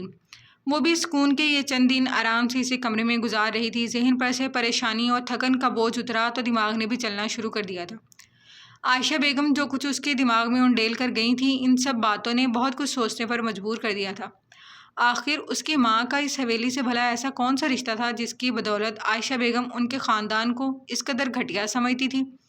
کل سے اب تک تانیہ اپنے سارے رشتہ داروں کو یاد کر چکی تھی، پر حویلی والوں یا یہاں کے کسی بھی شخص کا کوئی چہرہ یا بات تک اس کے ذہن کے پردے سے نہیں گزری تھی۔ اور آج صبح جو تانیہ نے دیکھا اس کے بعد اسے سب جاننے کا تجسس مزید بڑھ رہا تھا۔ صبح جب تانیہ کمرے سے باہر کو کھلتی کھڑکی کے پاس کھڑی گھر میں ہوتی تیاریاں دیکھ رہی تھی، جب اسے دور سے لان کے دوسرے حصے کے پیچھے پلر کی آڑ میں وہی سفید کپڑوں میں ملبوس وجود نظر آیا جسے وہ اس دن کے بعد فراموش کر چکی تھی۔ یہ بات چونکا دینے کے لیے کافی تھی۔ آخر وہ جو بھی تھی چھپ چھپ کر کیوں دیکھ رہی تھی؟ وہ کچھ اس انداز میں کھڑی تھی کہ تانیہ کی جانب اس کی پشت ہی نظر آ رہی تھی، جبکہ سامنے والا وجود نہ جانے دوسری جانب کیا تلاش کر رہا تھا۔ تانیہ نے تھک کر ساری سوچوں کو ذہن سے جھٹکا اور ایک لمبی سانس خارج کرتی وہیں نیم دراز ہو کر لیٹی اپنے گرد سوٹ کا دوپٹہ پھیلانے لگی جب اچانک اسے کچھ آوازیں محسوس ہوئیں۔ تانیہ نے چونک کر ارد گرد کا جائزہ لیا، جہاں صرف رات کو اندھیرے میں کھڑکی سے آتی چاند کی روشنی پھیلی ہوئی تھی۔ خوف تو اسے رہتا ہی تھا، پر شکر تھا کہ اس حویلی میں بڑی سرکار کی اجازت کے بغیر کسی کو بھی اس طرف آنے کی اجازت نہیں تھی۔ زمانے بھی صرف اسے کھانا دینے ہی آتی تھی اور پھر واپس اپنی راہ لیتی تھی۔ یہ حصہ حویلی کی مین بلڈنگ سے کافی فاصلے پر تھا، جبکہ سامنے جہاں وہ سفید لباس والی نظر آئی تھی وہ ایک الگ ہی تعمیر تھی جو حویلی کی سی کافی مشابہت رکھتی تھی، لیکن وہ عمارت بہت کم رقبے پر قائم تھی۔ اپنے سر کے نیچے ہاتھ رکھ کر لیٹی آیت الکرسی کا ورد کرتی جلد ہی نیند کی وادی میں اتر گئی، اس بات سے بے خبر کہ اگلی صبح اس کے لیے قیامت لے کر آنے والی ہے۔ نور کے منہ پر ہاتھ رکھتے ارمان نے اس کا رخ بدل دیا تھا۔ اب وہ دونوں اس انداز میں کھڑے تھے کہ نور کی پشت اب ارمان کی جانب تھی اور ارمان کا رخ مخالف سمت میں تھا۔ منہ پر سے آہستہ سے ہاتھ ہٹایا جو مسلسل خود کو آزاد کروانے کی کوشش میں بھرپور مزاحمت کر رہی تھی۔ کون؟ رات کے اس پہر منہ پر ماسک لگائے وجود کو بند ہوتی آنکھوں سے گھورتے استفسار کیا۔ اب تک وہ یہی سمجھی تھی کہ یہ شاید زیغم کی شرارت ہے، اسے ڈرانے کے لیے، اسی لیے پرسکون لہجے میں پوچھا، جبکہ 2 نظریں حیرانی اور بے یقینی سے نور کو اس لڑکے کے ساتھ کھڑا دیکھ رہی تھی۔ ان کے گھر کی عزت کسی غیر لڑکے کے ساتھ کھڑی تھی، یہی سوچ ان کے دماغ کی رگیں تن سی گئیں۔ ارے کون ہو بھئی؟ اس کے خاموش رہنے پر پھر سے پوچھا، ساتھ پیچھے رخ موڑنے کی کوشش مسلسل جاری تھی۔ جب ارمان نے اس کے دونوں ہاتھ پیچھے سے پکڑ کر اس کی کوشش ناکام بنا دی، ارمان کو ایک لمحہ لگا تھا اس چہرے کو پہچاننے میں۔ اب وہ ذرا حیران سا سوچ رہا تھا کہ اس مصیبت کو کیا کہے جو پتہ نہیں اس حویلی میں کیا کر رہی تھی۔ شاید وہ اس حویلی میں رہتی ہو۔ ارمان ابھی اپنی سوچ میں گم تھا کہ نور اس کی گرفت کمزور ہوتی محسوس کر جھٹکے سے اس کی جانب گھومتی خود کو آزاد کروا کر 2 قدم پیچھے ہٹی۔ وہ تو یہ سب زیغم کی شرارت سوچ رہی تھی، کسی اجنبی سے لمبے تڑنگے شخص کو چہرہ چھپائے دیکھ بے ساختہ چیخ اٹھے، چور چور چور! اس سے پہلے کہ وہ مزید چیخیں مار کر پوری حویلی کو جگاتی، ارمان نے ہڑبڑا کر اپنا بھاری مضبوط ہاتھ ایک بار پھر اس کے منہ پر رکھ دیا۔ جبکہ دوسری جانب شخص نور کی چیخ کو اس کا ڈرامہ سمجھ کر ان کی جانب رنگے ہاتھوں پکڑنے کے لیے آ رہا تھا۔ کانچ ٹوٹنے سے اتنا شور نہیں ہوا تھا جتنا اس کی چیخوں سے پرسکون ماحول کا سکوت توڑا تھا۔ ایک کمرہ، دوسرا کمرہ، تیسرا کمرہ، اور یوں ہی ایک ایک کر کے سارے کمروں کی لائٹس روشن ہونے لگی۔ سامنے آنکھیں پھاڑ کر کھڑی لڑکی کو دیکھ ایک ایک کر کے سارے کمروں میں روشنی ہوتے دیکھ ارمان کے حواس کھو گئے۔ چند لمحے تو اسے سمجھ ہی نہیں آیا کہ ایسی صورتحال میں کیا کرے، لیکن سب کو اپنی جانب دوڑتا دیکھ لمحے کی دیر کیے بنا وہ نور کو یوں ہی پیچھے کو دھکا دے کر سیڑھیوں کی جانب بھاگا تھا، لیکن جب تک بہت دیر ہو چکی تھی۔ پیچھے کی جانب جھٹکے سے گرتی نور اپنا گلا پکڑے بری طرح کھانس رہی تھی۔ ایک ایک کر کے سارے کمروں کے دروازے کھلے اور سب باہر کو نکل آئے۔ نیچے سے لے کر اوپر تک ان گنت لوگوں کی قطار دیکھ ارمان اپنا راستہ ہی بھول گیا تھا۔ تیزی سے اتر کر دوسری جانب دوڑا، لیکن جب تک سامنے اپنے ہڑبڑا کر اپنے حصے سے بھاگتا ہوا آریان اس طرف آتا اس اجنبی کو گریبان سے پکڑ چکا تھا۔ دوسری جانب نور کو زمین پر گرا دیکھ ماں کو اسے سنبھالنے کا اشارہ کرتا زیغم اسے یوں ہی کھانستا چھوڑ کر سیڑھیاں پھلانگتا پیچھے سے آ کر اس کا کالر دبوچ چکا تھا، جو خود کو آریان کی گرفت سے آزاد کروانے کی صحیح کر رہا تھا۔ کون ہو تم اور اندر کیسے آئے؟ آریان اس پر پیدر پہ مکے برساتا ہوا چیخ کر بولا۔ آخر کس کی اتنی ہمت بھی کیسے ہوئی کہ وہ ان کے گھر میں گھس آیا تھا، جبکہ شادی میں شرکت کے لیے ٹھہرے ہوئے تمام مہمان نیند کی خماری آنکھوں میں لیے حیرت سے یہ سارا تماشا دیکھ رہے تھے۔ اوپر کمروں سے نکلتے مہمان بھی اب ریلنگ کو پکڑ کر جھکے نیچے کے مناظر دیکھ رہے تھے، جہاں آریان اور زیغم کسی لڑکے کو بری طرح مار رہے تھے۔ رات کے اس پہر پوری حویلی شور سے گونج اٹھی تھی۔ شمشیر ملک، وقار ملک، عائشہ، شاکرہ بیگم اور گھر کے ٹھہرے تمام چھوٹے بڑے آہستہ آہستہ باہر کی جانب آتے اس بھیڑ کا حصہ بن گئے تھے، جہاں پہلے ہی ایک گھمسان کا رنگ چڑھا ہوا تھا۔ سب کے چہروں پر حیرت اور پریشانی کے تاثرات تھے۔ رات میں ہونے والے اس ہلچل میں کوئی بھی کچھ بھی سمجھنے کی پوزیشن میں نہیں تھا۔ آریان کون ہے یہ؟ کیا ہو رہا ہے یہاں؟ شمشیر ملک کی غصے سے چنگارتی آواز سنا آریان گہرے گہرے سانس بھرتا پیچھے ہوا، ساتھ ہی ہاتھ سے زیغم کو بھی پیچھے ہٹنے کا اشارہ کیا، جبکہ زمین پر پڑا ارمان زور زور سے کھانستا اپنی سانسیں درست کر رہا تھا۔ ان دو لڑکوں نے اسے اچھا خاصا پیٹ ڈالا تھا، اس بارے میں تو اس نے سوچا ہی نہیں تھا کہ اگر پکڑا گیا تو کیا ہوگا۔ اس کے نزدیک تو یہ سب بہت آسان تھا، وہ جائے گا، تانیہ کا کمرہ تلاش کرے گا، اسے اپنے ساتھ لے آئے گا اور ہمیشہ کے لیے وہاں سے نکل جائے گا، اور بس پھر قصہ ختم سمجھو۔ لیکن یہاں تو اس کی سمجھداری اور بازی دونوں اسی پر الٹی پڑتی اس کی اچھی خاصی درگت بنوا گئی تھی۔ پتہ نہیں بابا، شاید کوئی چور ہے۔ آریان درد سے کراہتے ہوئے اس وجود پر ایک نظر ڈال کر اس کی جانب بڑھا۔ بڑے سرکار کی عمر کا تقاضا تھا کہ وہ یوں اٹھ کر فوراً نہیں چل سکتی تھی۔ کچھ دیر اپنے بیڈ پر بیٹھی رہیں، انہیں نیچے سے ساری آوازیں آ رہی تھیں۔ جب دماغ اور آنکھیں دونوں حواس میں آئے اور منظر واضح ہوا تو اپنی اسٹک کے سہارے دھیرے دھیرے قدم اٹھاتی باہر آئیں۔ نور اپنی دادی کو وہاں آتا دیکھ جلدی سے اپنا دوپٹہ صحیح کرتی ایک طرف ہوئی۔ بڑی سرکار نے ایک غضب بھری نظر سب پر ڈالی۔ حویلی میں موجود ساری خواتین ڈر کر فوراً اپنے اپنے کمروں میں چلی گئیں، جو ہڑبڑاہٹ میں سب باہر آ گئی تھیں۔ اب صرف مین ہال میں تمام مرد ہی موجود تھے۔ کیا ہو رہا ہے یہاں پر؟ ایک نظر سب کو گھور کر تیز لہجے میں کہا۔ دادی سرکار، کوئی چور ہے جو ہماری حویلی میں گھس آیا ہے۔ زیغم کے جواب پر ارمان نے دل سے دعا کی کاش وہ اسے واقعی نہ پہچانے اور چور سمجھ کر جتنا چاہے مار لیں، لیکن ضروری نہیں کہ ہر دعا ہی قبول ہو۔ چہرہ کھول گیا آریان بیٹے اس چور کا۔ ان کے حکم پر آریان آگے بڑھا۔ نور اور ماں چھپ کر گھوم کر دوسری جانب اندھیرے والی جگہ پر کھڑی ریلنگ تھامے نیچے کا منظر دیکھ رہی تھی، جہاں اب ان سب کے چہرے ان کی ہی جانب تھے۔ ارمان نے اسے بڑھتا دیکھ ایک قدم اٹھ کر بھاگنا چاہا، پر زیغم نے اسے پہلے ہی دبوچ لیا۔ ارمان کو یہ سوچ ہی ڈرا رہی تھی کہ اگر انہوں نے اسے پہچان لیا تو وہ پھر اس کے ساتھ تو جو کریں گے سو کریں گے، لیکن اس سب کے بعد تانیہ کے ساتھ جو کریں گے وہ ناقابل برداشت تھا۔ تانیہ پر ہوتے کسی بھی ظلم سے وہ بے خبر نہیں تھا، وہ پہلے دن سے یہاں کے حالات سے واقف تھا۔ آرام سے بیٹھ جاؤ لڑکے، اس خوش فہمی سے باہر آ جاؤ کہ اب تم یہاں سے زندہ جا سکتے ہو۔ تم نے ہماری عزت کی طرف نگاہ ڈالی بھی تو کیسے ڈالی؟ اس کو بھاگتا ہوا دیکھ اتنی دیر سے خاموش کھڑے ظفر صاحب غصے سے دھاڑے، جبکہ ان سب نے گھوم کر ناسمجھی سے ان کی جانب دیکھا جو انہی کی طرف آ رہے تھے۔ کیا مطلب ہے اس بات کا ظفر ملک؟ کس عزت کی بات کر رہے ہو؟ بڑی سرکار نے صوفے پر بیٹھ کر کڑے تیوروں سے گھور کر پوچھا۔ اسی عزت کی جس کے منہ پر یہ لڑکا ہاتھ رکھ کر کھڑا تھا۔ شیشہ ٹوٹنے کی آواز سن کر ہی وہ جاگ چکے تھے۔ اپنے کمرے دروازے پر کھڑے ہو کر وہ دور سے ہی ارمان کا نور کے منہ پر ہاتھ رکھنا اور نور کا خاموش رہ کر کچھ دیر میں چیخنا، یہ سب ان کی تیز زیرک نگاہوں سے مخفی نہیں رہا تھا۔ نور کا چہرہ لٹھے کی مانند سفید پڑ گیا تھا، جبکہ حویلی میں بسنے والے مکین ہونکوں کی طرح ان کا چہرہ دیکھ رہے تھے، جو نہ جانے اپنی طرف سے ان دونوں کے بابت کیا کچھ اخذ کر چکے تھے۔ نورالعین کو نیچے بلوائیں۔ نور کے مطابق ظفر ملک کی بکواس سن کر بڑی سرکار غصے سے چیخی تھی، میری بیٹی نے کچھ نہیں کیا، اسے کیا معلوم یہ لفنگا کون ہے، وہ یہاں نہیں آئے گی۔ وقار ملک جلدی سے آگے بڑھ کر غصے سے بولے، وقار میں نے کہا نور کو یہاں بلواؤ۔ بڑی سرکار نے غضبناک تیوروں سے وقار کو گھورا تھا۔ ایک منٹ دادی سرکار، بڑے دادا نے جو کچھ دیکھا وہ نظر کا دھوکہ بھی تو ہو سکتا ہے، بلکہ نہیں، یہ سراسر دادا کی آنکھوں کا دھوکہ ہی ہے۔ آریان نے نور کی صفائی پیش کرتے ساتھ اپنی اور ظفر ملک کی بات کی نفی کی۔ آریان کی مداخلت پر جب سے خاموش کھڑا سفیان بھی بول اٹھا، یہ کیسے کہہ سکتے ہو تم آریان؟ دادا سرکار کہہ تو رہی ہیں، انہوں نے خود نور اور اس لڑکے کو ساتھ باتیں کرتے کھڑا دیکھا ہے۔ سفیان کے منہ سے نور کا نام اس طرح لینے پر سبھی کے ماتھوں پر ناگواری کے بل پڑ گئے تھے۔ بیٹا صحیح، آپ خاموش رہیں، ہم بات کر رہے ہیں۔ سب کے چہروں پر چھائے ناگواری کے تاثرات دیکھ ظفر صاحب نے معاملہ فہمی سے کام لیتے سفیان کو تنبیہ کی۔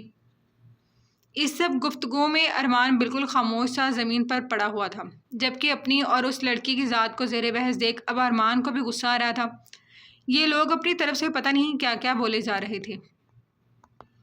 میری بیٹی یہاں نہیں آئے گی اماں سرکار، وہ کسی کی بھی جواب دہ نہیں ہے، جب اس نے کچھ کیا ہی نہیں تو میں کیوں اسے کٹہرے میں کھڑا کروں؟ وقار ملک نے ان سب کو دیکھ سخت لہجے میں باور کروایا، جبکہ بڑی سرکار بھی اب خاموش سی ہو گئی تھی۔ یہاں بات وقار کی بیٹی کی تھی، اس گھر کی عزت کی، تو پھر پوچھیں اس لڑکے سے کون ہے یہ، ہماری چار دیواری میں کیا کر رہا ہے؟ پلیز اب آپ لوگ یہ مت کہیے گا کہ یہ چور ہے، اس کی حالت دیکھ کہیں سے بھی چوروں والی نہیں لگ رہی۔ سفیان ناگواری سے بول کر ظفر کے اشارے پر ایک طرف کو ہو گیا تھا۔ آریان کپڑا ہٹاؤ اس کے چہرے سے۔ بڑی سرکار کے حکم پر آریان فوراً آگے بڑھا تھا، جبکہ سب کی نظریں کالے کپڑوں میں موجود اس لڑکے پر ہی مرکوز تھیں، جو اپنے پہناوے سے گاؤں کا تو ہرگز نہیں لگ رہا تھا۔ آریان نے ایک جھٹکے سے اس کے منہ پر سے کپڑا ہٹایا تھا، اس کا جھکا ہوا سر دیکھ سب اسے پہچاننے کی کوشش کر رہے تھے، پر بالکل کالے لباس میں ملبوس اس لڑکے کو دیکھ آریان ناسمجھی سے اس کی جانب جھکا تھا۔ زیغم نے سب کو تجسس سے اس کی جانب دیکھتا دیکھ پیچھے سے بال پکڑ کر اس کا چہرہ اوپر کو اٹھایا تھا۔ سفیان بجلی کی سی تیزی سے اس کی جانب آیا تھا، جبکہ اس کا چہرہ دیکھ وہاں موجود سبھی لوگوں کو سانپ سونگھ گیا تھا۔ ریلنگ پر جھکی کھڑی نور حیرت سے چونک کر سیدھی ہوئی تھی۔ یہ تو وہی منال والا لڑکا تھا، پر وہ یہاں اس کے گھر میں کیا کر رہا تھا؟ وہ یہاں پہنچا کیسے؟ نور پریشان سی دوڑ کر اپنے کمرے میں چلی گئی تھی۔ ماں اسے یوں بھاگتا دیکھ خود بھی اس کے پیچھے بھاگی تھی۔ دیکھیں اس کا چہرہ، یہ لڑکا کہیں سے آپ لوگوں کو چور لگ رہا ہے؟ صحیح کہہ رہے ہیں دادا سے، یہ آپ کی بیٹی کے یہاں بلانے پر یہاں موجود ہے۔ آخر ایک انجان اتنے سخت پہرے کے باوجود یہاں پہنچا کیسے؟ اور چوری کرنے کے لیے اسے نور کا ہی کمرہ ملا تھا۔ سفیان اسے دیکھتے ہی سمجھ گیا تھا کہ یہ کوئی شہری لڑکا ہے، اور اپنی سوچ کے مطابق وہ یہی سمجھ سکا تھا۔ ہر لفظ چبا چبا کر بولتا، آخر میں طنزیہ ہنسی ہنسا تھا، ایسا نہیں ہے یہ وہ۔ سب کے خاموش رہنے پر آریان کو سمجھ نہیں آیا کہ کیا کہے، جبکہ ارمان اب اٹھ کر کھڑا ہو چکا تھا۔ کیا پتہ اسے نور نے ہی بلوایا ہو، ذرا پوچھیں اس سے حویلی کا دروازہ کس نے کھولا اس کے لیے؟ سفیان کی باتیں سن وہاں موجود سبھی لوگوں کو طیش آ رہا تھا، جبکہ ظفر صاحب بھی اب ناگواری سے بڑی سرکار کی جانب دیکھ رہے تھے۔ خاموش ہو جاؤ لڑکے، خبردار اگر ہماری بیٹی کے بارے میں ایک لفظ بھی کہا تو۔ وقار کے کچھ بھی بولنے سے پہلے شمشیر ملک غصے سے دھاڑے تھے۔ میں چپ ہو جاؤں گا، لیکن کل صبح آپ کس کس کو جواب دیں گے، کس کس شخص کی زبان پکڑیں گے جب سب آپ سے آپ کی بیٹی کی بارات واپس جانے کا پوچھیں گے؟ سفیان نے طنزیہ بھرے انداز میں حقارت سے کہتے ان سب کے سروں پر بم پھوڑا تھا۔ سفیان بیٹے آپ یہ کیا کہہ رہے ہیں؟ خاموش بیٹھی بڑی سرکار نرمی سے گویا ہوئی تھی۔ معاف کیجیے گا دادی سرکار، لیکن میں اب آپ کی پوتی سے شادی نہیں کروں گا۔ سفیان کے خشک لہجے پر وہاں موجود سبھی لوگوں کو جھٹکا لگا تھا۔ سفیان میرے بھائی، تم غلط سمجھ رہے ہو، میں بتاتا ہوں تمہیں، وہ نور سے ملے نہیں آیا، وہ میری بھی۔ آریان اس کے قریب جاتا اس کی غلط فہمی دور کرنا چاہتا تھا، لیکن اس سے پہلے ہی بڑی سرکار بیچ میں بول اٹھی، سفیان، یہ لڑکا نور سے ملنے نہیں آیا، ہم آپ کو کہہ رہی ہیں۔ اس سے زیادہ ہم اپنی پوتی کی صفائی میں آپ سے کچھ نہیں کہیں گے۔ بڑی سرکار بھی اٹل لہجے میں گویا ہوئی تھی، وہ بھلا کیوں صفائیاں دے کر اپنی پوتی کا کردار مشکوک کرتی؟ پر دادی سائیں، یہ غلط سمجھ ہے، مجھے بتانے تو دیں۔ آریان نے اپنی طرف سے کوشش کی پر بڑی سرکار کے اشارے پر خاموش ہو گیا۔ صفائی ان لوگوں کو دی جاتی ہے آریان ملک جن کے کردار میں کھوٹ ہوتا ہے، جو قصوروار ہوتے ہیں۔ ہماری پوتی بے قصور ہے، اس کے کردار میں کوئی کھوٹ نہیں۔ ہمیں اپنی تربیت پر پورا یقین ہے۔ یہ فیصلہ ہم آپ پر چھوڑتے ہیں ظفر ملک، اب آپ کی باری ہے بڑے پن کا ثبوت دینے کی۔ بڑی سرکار نے غصے سے جبڑے بھینج کر کھڑے وقار اور شمشیر پر ایک نظر ڈال ظفر ملک کو کہا، جو اپنے پوتے کے غصے سے سرخ چہرے کو دیکھ رہے تھے، ہمیں کچھ وقت دیں بھابھی صاحب۔ ظفر ملک نے اس گاؤں کے سربراہ کی جگہ اب اپنے رشتے سے پکار کر بہت کچھ باور کروانے کی کوشش کی تھی۔ کس لیے وقت مانگ رہے ہیں آپ دادا سرکار؟ بابا سرکار، میں جا رہا ہوں۔ دادا صاحب کو بتا دیجیے گا کہ میں ان کی عزت اور رشتہ داری کی خاطر ایک ایسی لڑکی سے شادی ہرگز نہیں کر سکتا جو پہلے ہی کسی اور میں انوالو ہو۔ سفیان کسی کی بھی بات خاطر میں لائے بغیر ناگواری سے بولتا اس حویلی کی چوکھٹ پار کر گیا، جبکہ اس بار کسی نے بھی اسے روکنے کی کوشش نہیں کی تھی۔ وقار ملک کو اپنے سر پر حویلی کی چھت گھومتی ہوئی محسوس ہوئی تھی۔ اس سے پہلے کہ وہ فرش پر گرتے، آریان نے فوراً انہیں سنبھالا تھا۔ بابا سائیں، زیغم دوڑ کر ان کی جانب آیا تھا۔ آریان نے ان کے گرتے وجود کو سنبھال کر صوفے پر لٹایا تھا۔ زنان خانے میں پردے کی آڑ میں کھڑی عائشہ بیگم نے شاکرہ کو سنبھالا، جو اس وقت اچانک آئی قیامت پر صدمے سے نڈھال تھی۔ وقار ملک اس وقت اپنے کمرے میں موجود بستر پر لیٹے بے ہوش تھے، جنہیں آریان کچھ دیر قبل ہی یہاں چھوڑ کر گیا تھا۔ آریان ارمان کو ناگوار نظروں سے گھورتا اسے ایک کمرے میں بند کر گیا تھا۔ جب تک بڑی سرکار کوئی حکم نہ سناتی وہ اس سے کچھ بھی نہیں کہہ سکتا تھا۔ اوپر سے اس شخص کی وجہ سے اس کی بہن کی شادی ٹوٹ گئی تھی۔ آریان اور زیغم تو اس کی شکل دیکھ کر غصہ آ رہا تھا، جسے وہ بڑی مشکل سے ضبط کیے بیٹھے تھے۔ ارمان خود بھی شرمندہ سا بنا کسی مزاحمت کے چپ چاپ دیوار سے ٹیک لگائے بیٹھا تھا۔ اس نے ایسا تو ہرگز نہیں چاہا تھا، وہ تو بس اپنی بہن کو یہاں سے لے کر جانا چاہتا تھا، جو ابھی بھی پتہ نہیں کہاں گم تھی۔ وقار کے سرہانے بیٹھی شاکرہ صدمے سے نڈھال بالکل خاموش تھی۔ شادی سے ایک روز قبل ان کی بیٹی کی شادی ٹوٹ گئی، یہ کوئی چھوٹی بات نہیں تھی۔ وہ یہ بھی اچھے سے جانتی تھی جن لڑکیوں کی شادی ٹوٹ جاتی تھی پھر وہ ساری زندگی ایسے ہی گزار دیتی تھی، لیکن ان سے کوئی شادی نہیں کرتا۔ اپنی بیٹی کا سوچ کر اس وقت ان کا دل غم سے پھٹا جا رہا تھا، لیکن اب سب ختم ہو چکا تھا۔ کمرے میں ایک طرف کو خاموش کھڑی نور اپنے ماں باپ کی حالت دیکھ آنکھوں میں آئی نمی بے دردی سے پونچھتی آہستہ سے کمرے سے نکل گئی۔ صبح کی وہ پھوٹنے والی تھی، رات کا اندھیرا رخصت ہو گیا تھا۔ روشنی مٹی کے کچے مکانوں پر دستک دیتی ہر جانب اپنے پنکھ پھیلا رہی تھی۔ لہلہاتے کھیتوں میں صبح کی پہلی کرن پڑنے سے ہر جانب ایک خوشگوار سما بن گیا تھا، پر ارمان کے دل کا موسم کچھ خاص اچھا بھی نہیں تھا۔ ڈرائیونگ سیٹ پر بیٹھا ارمان غصے سے جبڑے بھینچے کچے پکے راستوں پر سے ہوتا مسلسل گاڑی بھگاتا چلا رہا تھا۔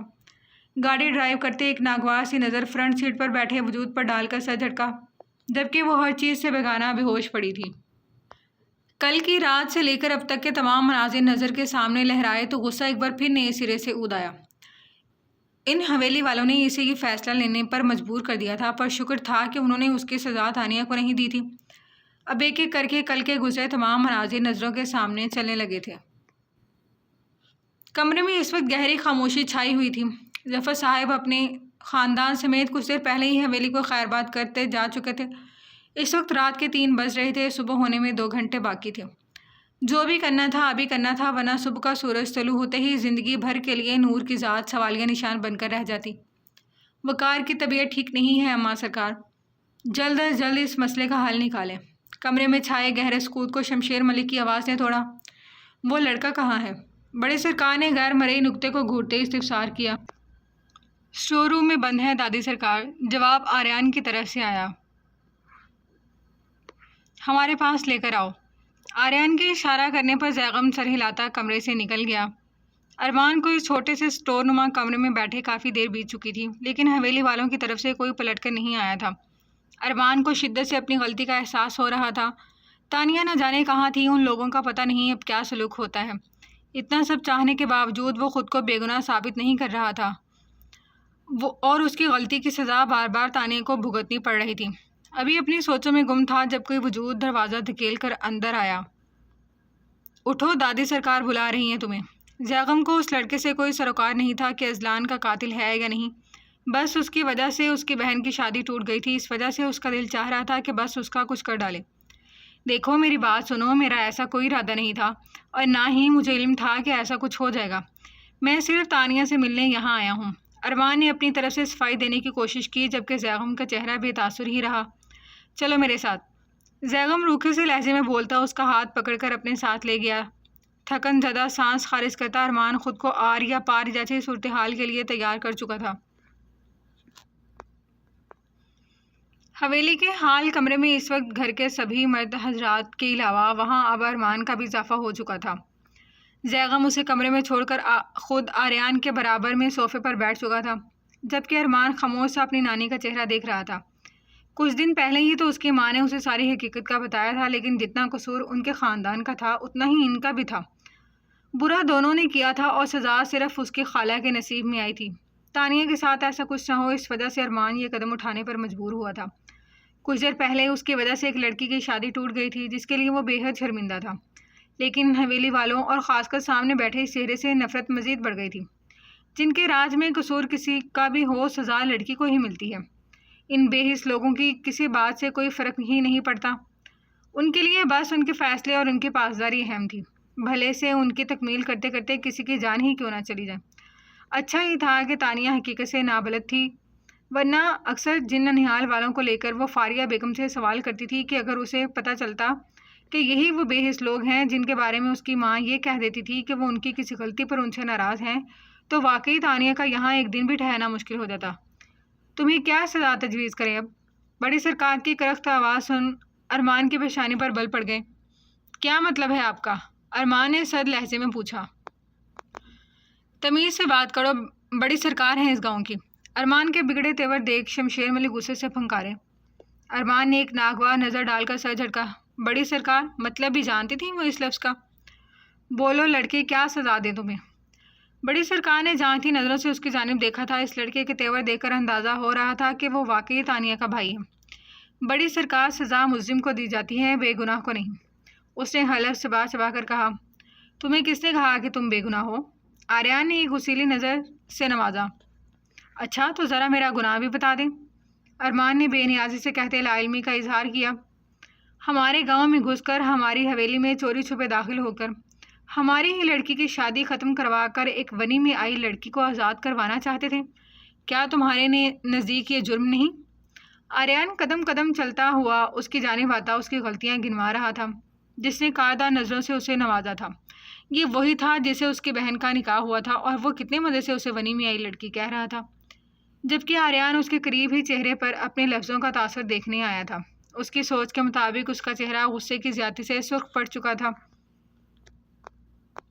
اپنے ہمارا بھائی کے قتل کے جرم میں، جس کا قتل میں نے کیا ہی نہیں، مجرم کی جگہ اس کی بہن کو خون بہا میں لینا آخر کون سا انصاف تھا؟ ارمان غصے سے بول رہا تھا، چاہتے ہوئے بھی وہ اپنی آواز دھیمی نہیں رکھ سکا تھا۔ آواز نیچے کر کے بات کرو لڑکے۔ بڑی سرکار کے اشارہ کرنے پر آریان خاموش ہی رہا، جبکہ انہوں نے خود تنبیہ کرنا ضروری سمجھا۔ اذلان کے ذکر پر شمشیر ملک کا غم نئے سرے سے زندہ ہوا تھا۔ جرم تو تم نے کیا ہے اور سزا بھی تمہیں ضرور ملے گی، ابھی اور اسی وقت۔ بڑی سرکار کی تیز آواز حویلی میں گونج رہی تھی، جبکہ دروازے کے پار کھڑی نور اپنی قسمت میں ہونے والے فیصلے سے ناآشنا پریشان حال سے چوکھٹ کے پار کھڑی ہوئی تھی۔ آریان، بڑی سرکار کی آواز پر آریان فوراً آگے آیا۔ حکم دادی سائیں، نکاح خواہ کو بلوائیں۔ بڑی سرکار کے حکم پر سبھی سکتے میں آ گئے تھے۔ اماں سرکار، نکاح خواہ کو کیوں؟ شمشیر ملک نے حیرانی سے پوچھا۔ اس لڑکے کا اور نور کا نکاح ہوگا ابھی اور اسی وقت۔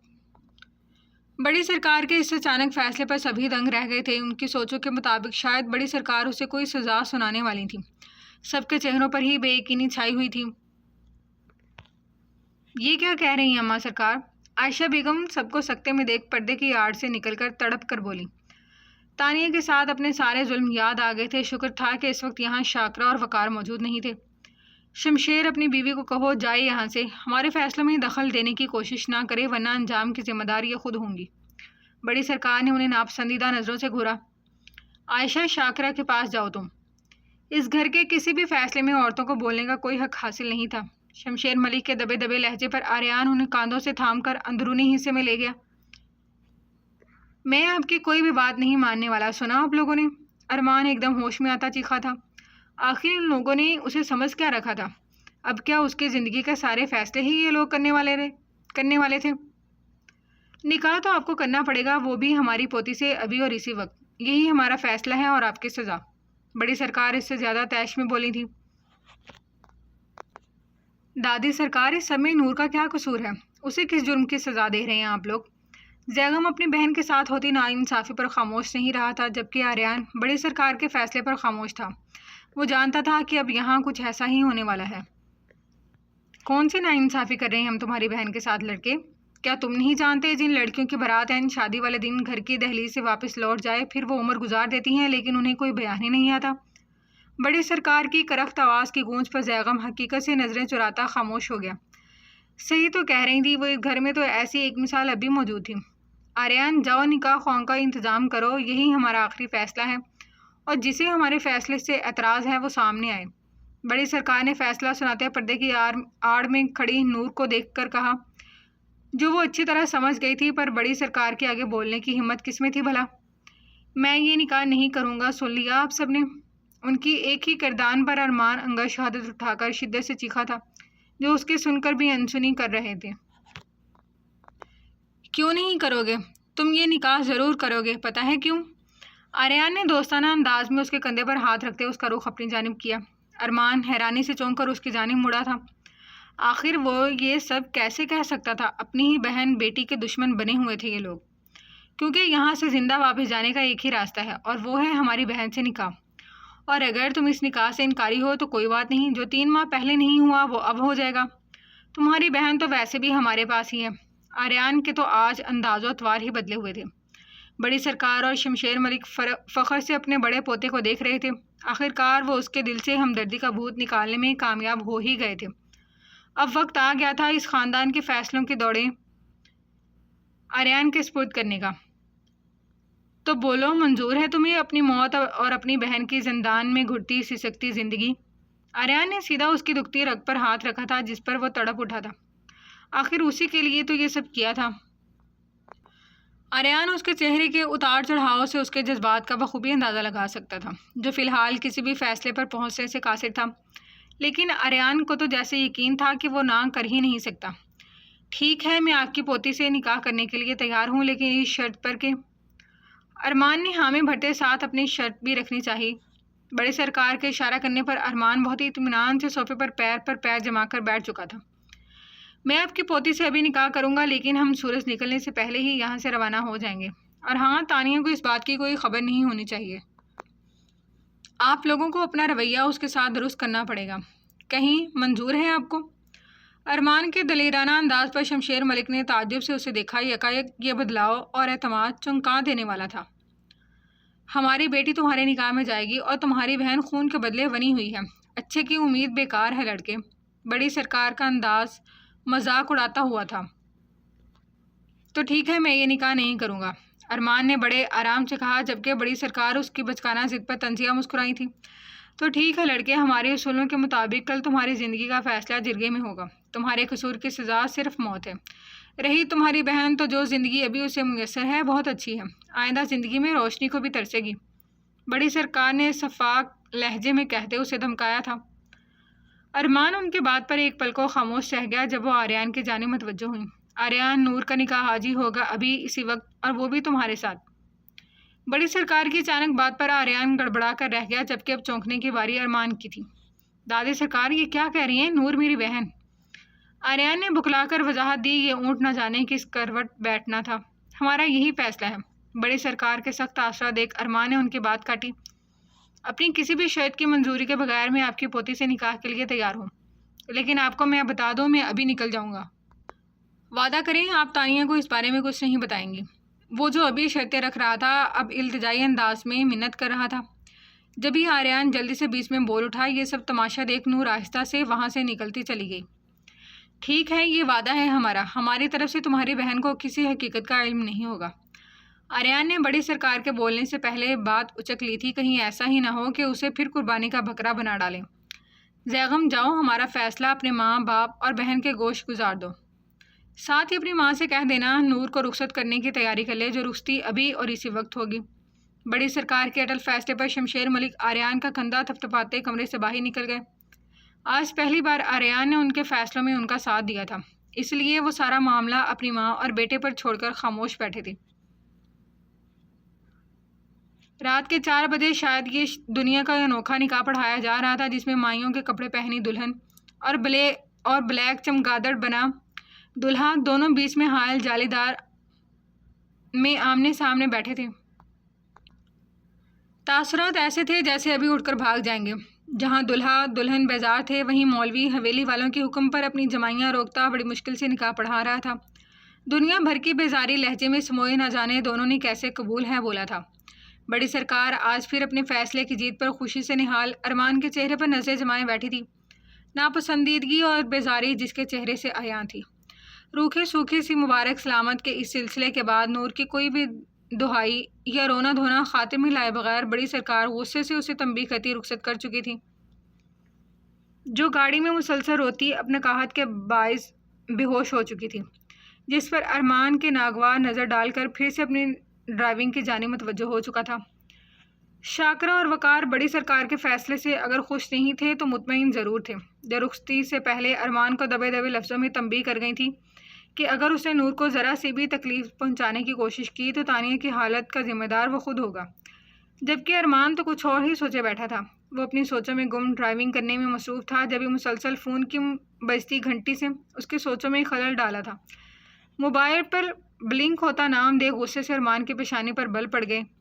ہیلو برو، کیسا گزر رہا ہے سفر؟ دوسری جانب سے مردانہ چہکتی ہوئی آواز سنائی دی تھی۔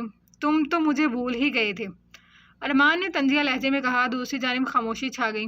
ارمان کا پلان اسی پر الٹا جو پڑ گیا تھا۔ خیر جو بھی ہوا بہت غلط ہوا، شاید قسمت میں یوں ہی سب ہونا لکھا تھا، لیکن تم دیکھ لینا اگر مجھے ذرا سی بھی بھینک پڑ گئی کہ بڑی سرکار کے تانیہ کے ساتھ کچھ برا کیا ہے تو اس بار میں نہیں بخشوں گا۔ اب تو ان کی کمزوری بھی میرے ہاتھ آ گئی ہے۔ دوسری طرف خاموشی کا دورانیہ طویل ہوا تھا۔ ارمان کی بات سن کر دوسری جانب کچھ کہا گیا تھا، جس پر ارمان سنا انسنا کر کے موبائل آف کرتا، ڈیش بورڈ پر رکھتا کار کی رفتار بڑھا چکا تھا۔ اب اسے صرف جلد از جلد گھر پہنچنے کی جلدی تھی۔ صبح کے 7 بج چکے تھے، لیکن نیند آریان کی آنکھوں سے کوسوں دور تھی۔ رات کو جو کچھ ہوا وہ ناقابل یقین تھا۔ رشتہ ٹوٹنے کے دکھ سے زیادہ آریان کو سفیان پر غصہ تھا، جو ایک بار بھی بنا کچھ سنے یا پوچھے خود ہی ساری کہانی گھڑتا سالوں پرانی رشتہ داری میں دراڑ ڈال گیا تھا۔ جو شخص ابھی ان کی بات نہیں سن رہا تھا وہ بعد میں کیا سنتا؟ اچھا ہی تھا کہ نور کی اس سے شادی نہیں ہوئی۔ جو ہوتا ہے اچھے کے لیے ہی ہوتا ہے۔ ابھی آریان نے آنکھیں بند کی ہی تھی کہ آریان کی نظروں میں کشمیر میں ملا ایک خوبصورت چہرہ سامنے گھوم گیا، جو 3 ماہ میں دنیا کی بھیڑ میں کہیں گم ہو گئی تھی۔ بی ریڈی ٹو میٹ می، مجھ سے ملاقات کے لیے تیار رہو۔ آہستہ سے بڑبڑاتا آنکھیں موند کیا کل ایک نیا محاذ سر کرنا تھا، اور وہ تھا رشتہ داروں کو جوابات دینا۔ اگر ارمان شرط نہ رکھتا تو وہ نور کی رخصتی ارمان کے ساتھ بھی ویسے ہی کرتے جیسے پہلے طے پائی تھی، پر خیر حالات کا تقاضا اور موقع کی نزاکت تھی جس نے یہ فیصلہ لینے پر مجبور کر دیا۔ صبح کی کرن پھوٹتے ہی تانیہ ایک بھرپور انگڑائی بھرتی اٹھ بیٹھی تھی۔ اچانک سے آنے والی جمائی کو منہ پر ہاتھ رکھ کر روکا تھا۔ تانیہ نے آسمان کی جانب دیکھا۔ موسم آج خاصا خوشگوار تھا۔ اس وقت شاید صبح کے 6 بج رہے تھے۔ سائڈ پر پڑا اپنا دوپٹہ اوڑھ کر کھڑی ہوتی تانیہ واش روم کی جانب بڑھی۔ چند منٹوں بعد حشاش بشاش سی تانیہ کا رخ اب کچن کی جانب تھا۔ حویلی کی آمد و رفت بڑھنے سے پہلے ہی وہ کچھ کھا پی کر اپنے کمرے میں واپس آنا چاہتی تھی۔ راہداری سے گزرتے ارد گرد نظر ڈالی۔ آج خلاف معمول حویلی میں اب تک چہل پہل نہیں ہوئی تھی۔ شاید سب تھک ہار کر سوئے دیر سے جاگنے کا ارادہ رکھتے تھے۔ تانیہ نے ہر سوچ کو پرے کر پہلے ڈٹ کر ناشتہ کیا۔ آج باورچی خانے میں بھی اب تک کوئی نہیں آیا تھا۔ جو بھی تھا تانیہ جلدی جلدی ناشتہ کرتی کچن کے پچھلے حصے سے ہوتی اپنے کمرے میں آ گئی۔ کھڑکی میں آنکھیں بند کر کے کھڑی تانیہ صبح کے پرسکون ماحول میں گہرے گہرے سانس بھر رہی تھی۔ جبھی خود کو کسی کی نظروں کے حصار میں پایا، چونک کر آنکھیں کھولیں، پر دور دور تک کوئی نہیں تھا۔ سامنے کچھ فاصلے پر پھیلا سبزہ رات میں شبنم گرنے کے باعث نم نم سا تھا، جبکہ تانیہ کے گھوم گھوم کر دیکھنے کے باوجود وہاں کوئی زیرو نظر نہیں آئی تھی۔ دیکھنے والا وجود مسکرا کر وہاں سے پلٹ گیا۔ اب تانیہ خود بڑی محویت سے سامنے بنی بڑی سی عمارت پر نظریں گاڑے کھڑی تھی۔ دل میں کونتے خیال کے تحت اب تانیہ کا رخ اسی حویلی کے طرز پر بنی 2 منزلہ عمارت کی جانب تھا جو پاک بی بی کی رہائش گاہ تھی۔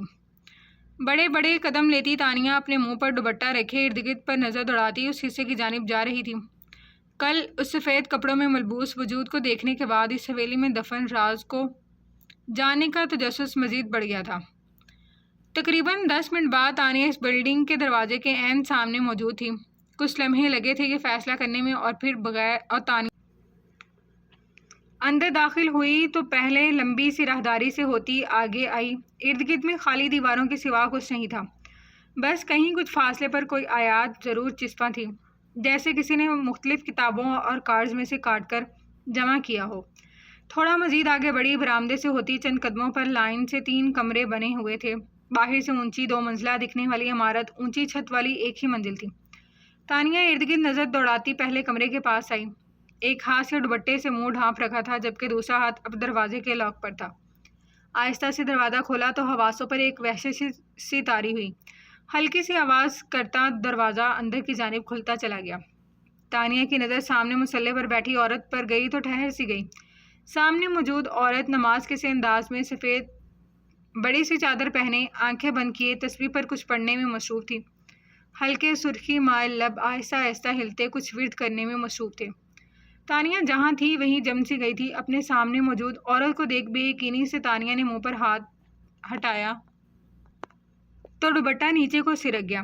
سامنے کھڑی عورت ہو بہو اس جیسی تھی، گرین آنکھیں، سفید دودھ جیسی رنگت، بالوں کا رنگ جس میں اب چاندی سی چمکنے لگی تھی۔ فرق، ہاں ایک فرق تھا، گرین آنکھیں بے رونق اور ویران سی تھیں جبکہ اس کی آنکھوں میں زندگی سے بھرپور جینے کی ایک نئی امنگ تھی۔ پاک بی بی کو خود پر کسی کی نظروں کی تپش محسوس ہوئی تو انہوں نے آہستہ سے آنکھیں کھولی تھیں۔ یہی وہ لمحہ تھا جہاں وقت ٹھہر سا گیا تھا۔ مسلسل ہلتے لب اب خاموش سے تھے۔ سامنے کھڑی لڑکی کو سالوں بعد اپنے سامنے دیکھ آنکھیں پتھرا سی گئی تھیں۔ ذہن میں سالوں پہلے کی کسی بچی کے رونے کی، ہنسنے کی آوازیں گونجنے لگی تھیں۔ 1 منٹ کو ہر چیز ہی تھم سی گئی تھی۔ تانیہ جہاں تھی وہیں رہ گئی تھی۔ مکانی انداز میں تانیہ تھاما ہوا ہینڈل چھوڑ کر چھوٹے چھوٹے قدم اٹھاتی کمرے میں داخل ہوئی تھی۔ آہستہ سے چلتی تانیہ ان کے قریب ہی 2 دانوں بیٹھ گئی تھی۔ چہرے پر بے یقینی کے ساتھ ساتھ حیرت بھرا تاثر بھی تھا۔ پاک بی بی اس کے یوں اچانک اپنے قریب آ کر بیٹھنے پر ہڑبڑا کر اٹھ کھڑی ہوئی تھی۔ اس اچانک افتاد میں ان کا دوپٹہ ڈھیلا سا ہو کر پیچھے کو سرک گیا تھا۔ تانیہ جو چہرہ اٹھائے انہیں ہی دیکھ رہی تھی، ان کے گال کے پاس سے نیچے کو جاتے عجیب سے نشان کو دیکھ چونک گئی۔ تانیہ بھی کھڑی ہوتی ان کے مقابل ہوئی جبکہ دوپٹے سے جھلکتے بدنما داغ کو پھر جلدی سے دوپٹے کی آڑ میں چھپا گئی تھی۔ تانیہ نے اس داغ کو خوف زدہ نظروں سے دیکھتے چھونا چاہا، جبھی پاک بی بی نے اس کا ہاتھ ہوا میں ہی روکتے اپنا پورا چہرہ دوپٹے سے چھپا لیا۔ آپ؟ تانیہ کے لب آہستہ سے پھڑپھڑائے تھے۔ پاک بی بی بغیر ایک لفظ کہے اپنا رخ موڑ کر کھڑی ہو گئی تھی۔ وہ تانیہ کو پہچان چکی تھی اور بانوں کی زبانی انہیں تانیہ کے ساتھ پیش آنے والی ساری صورتحال کا علم بھی تھا۔ وہ نہیں چاہتی تھی تانیہ مزید ایک لمحہ بھی یہاں رہے اور اسے کسی قسم کی بھی سچائی کا علم ہو جائے۔ اگر حویلی میں کسی کو خبر ہو جاتی تو وہ کچھ نہیں کہتے، البتہ تانیہ کے لیے راہیں مزید دشوار ہو جاتی جو پہلے ہی کافی کٹھن مراحل سے گزر رہی تھی۔ آپ کون ہیں آپ؟ میری طرح؟ تانیہ نے اپنے سامنے کھڑی اپنی شکل سے خاصی مشابہت رکھتی عورت کو دیکھ اٹکتے ہوئے سوال کیا۔ جسامت کے لحاظ سے وہ زیادہ کمزور ہڈیوں کا ڈھانچہ تھی۔ گرین آنکھوں کے نیچے ہلکے سے پڑ گئے تھے، چہرے پر لمبی مسافتوں کی تھکن واضح تھی۔ چہرے کے ابھرے نقوش بالکل اس پر تھے یا تانیہ اس جیسی تھی۔ سائنس کے مطابق قریبی رشتوں یا بہن بھائیوں کا آپس میں ہم شکل ہونا کوئی بڑی بات نہیں تھی۔ ویسے تو دنیا میں کئی ایسے لوگ بھی موجود ہیں جن کا آپس میں کوئی رشتہ نہیں ہوتا، لیکن پھر بھی ان کی شکلیں ایک دوسرے سے کافی مشابہت رکھتی ہیں۔ عام حالات میں تانیہ محض ایک حیرت انگیز اتفاق سمجھ کر نظر انداز کر دیتی، لیکن عائشہ بیگم کے الفاظ اس وقت دماغ میں ہتھوڑے کی طرح بس رہے تھے۔ کیا واقعی میں اس کا اس حویلی سے، یہاں کے رہنے والوں سے کوئی تعلق واسطہ ہے؟ کیا اس کی ماں کی کوئی پرانی دردناک یاد اس حویلی سے جڑی ہے؟ آخر کیا ہے جو تانیہ کی قسمت بار بار گھوم کر اس حویلی کے گرد منڈلا رہی تھی؟ آخر کیوں اس کی راہ فرار کے سارے راستے تنگ ہوئے پڑے تھے؟ اس کی ماں، اس کے ماں باپ اسے لاوارثوں کی طرح چھوڑ کر واپس پلٹ کر نہیں آئے تھے۔ ایسا کیا تھا جو اس کی ماں اس کی قربانی دینے کو تیار ہو گئی تھی؟ سوال تھے کہ دماغ پر تابڑ توڑ چلے ہی آ رہے تھے۔ تانیہ کا دماغ معاف ہونے لگا تھا، لیکن ان سارے سوالوں کے جوابات لینے کے لیے تانیہ کو اس وقت یہی موقع اور انسان درست لگے تھے۔ تانیہ کا سکتہ ٹوٹا تھا۔ وہ اچانک سے گھوم کر پاک بی بی کے روبرو آنکھ کھڑی ہوئی تھی۔ پاک بی بی بے ساختہ 2 قدم پیچھے کو ہوئی تھی، پر مقابل کی آنکھوں میں تو بہت کچھ جاننے کا تجسس تھا۔ کون ہیں آپ؟ تانیہ نے براہ راست ان کی آنکھوں میں آنکھیں ڈال کر سوال کیا تھا۔ جاؤ یہاں سے، دھیمی سی آواز میں بولتی وہ اس کی مخالف سمت میں رخ کر گئی۔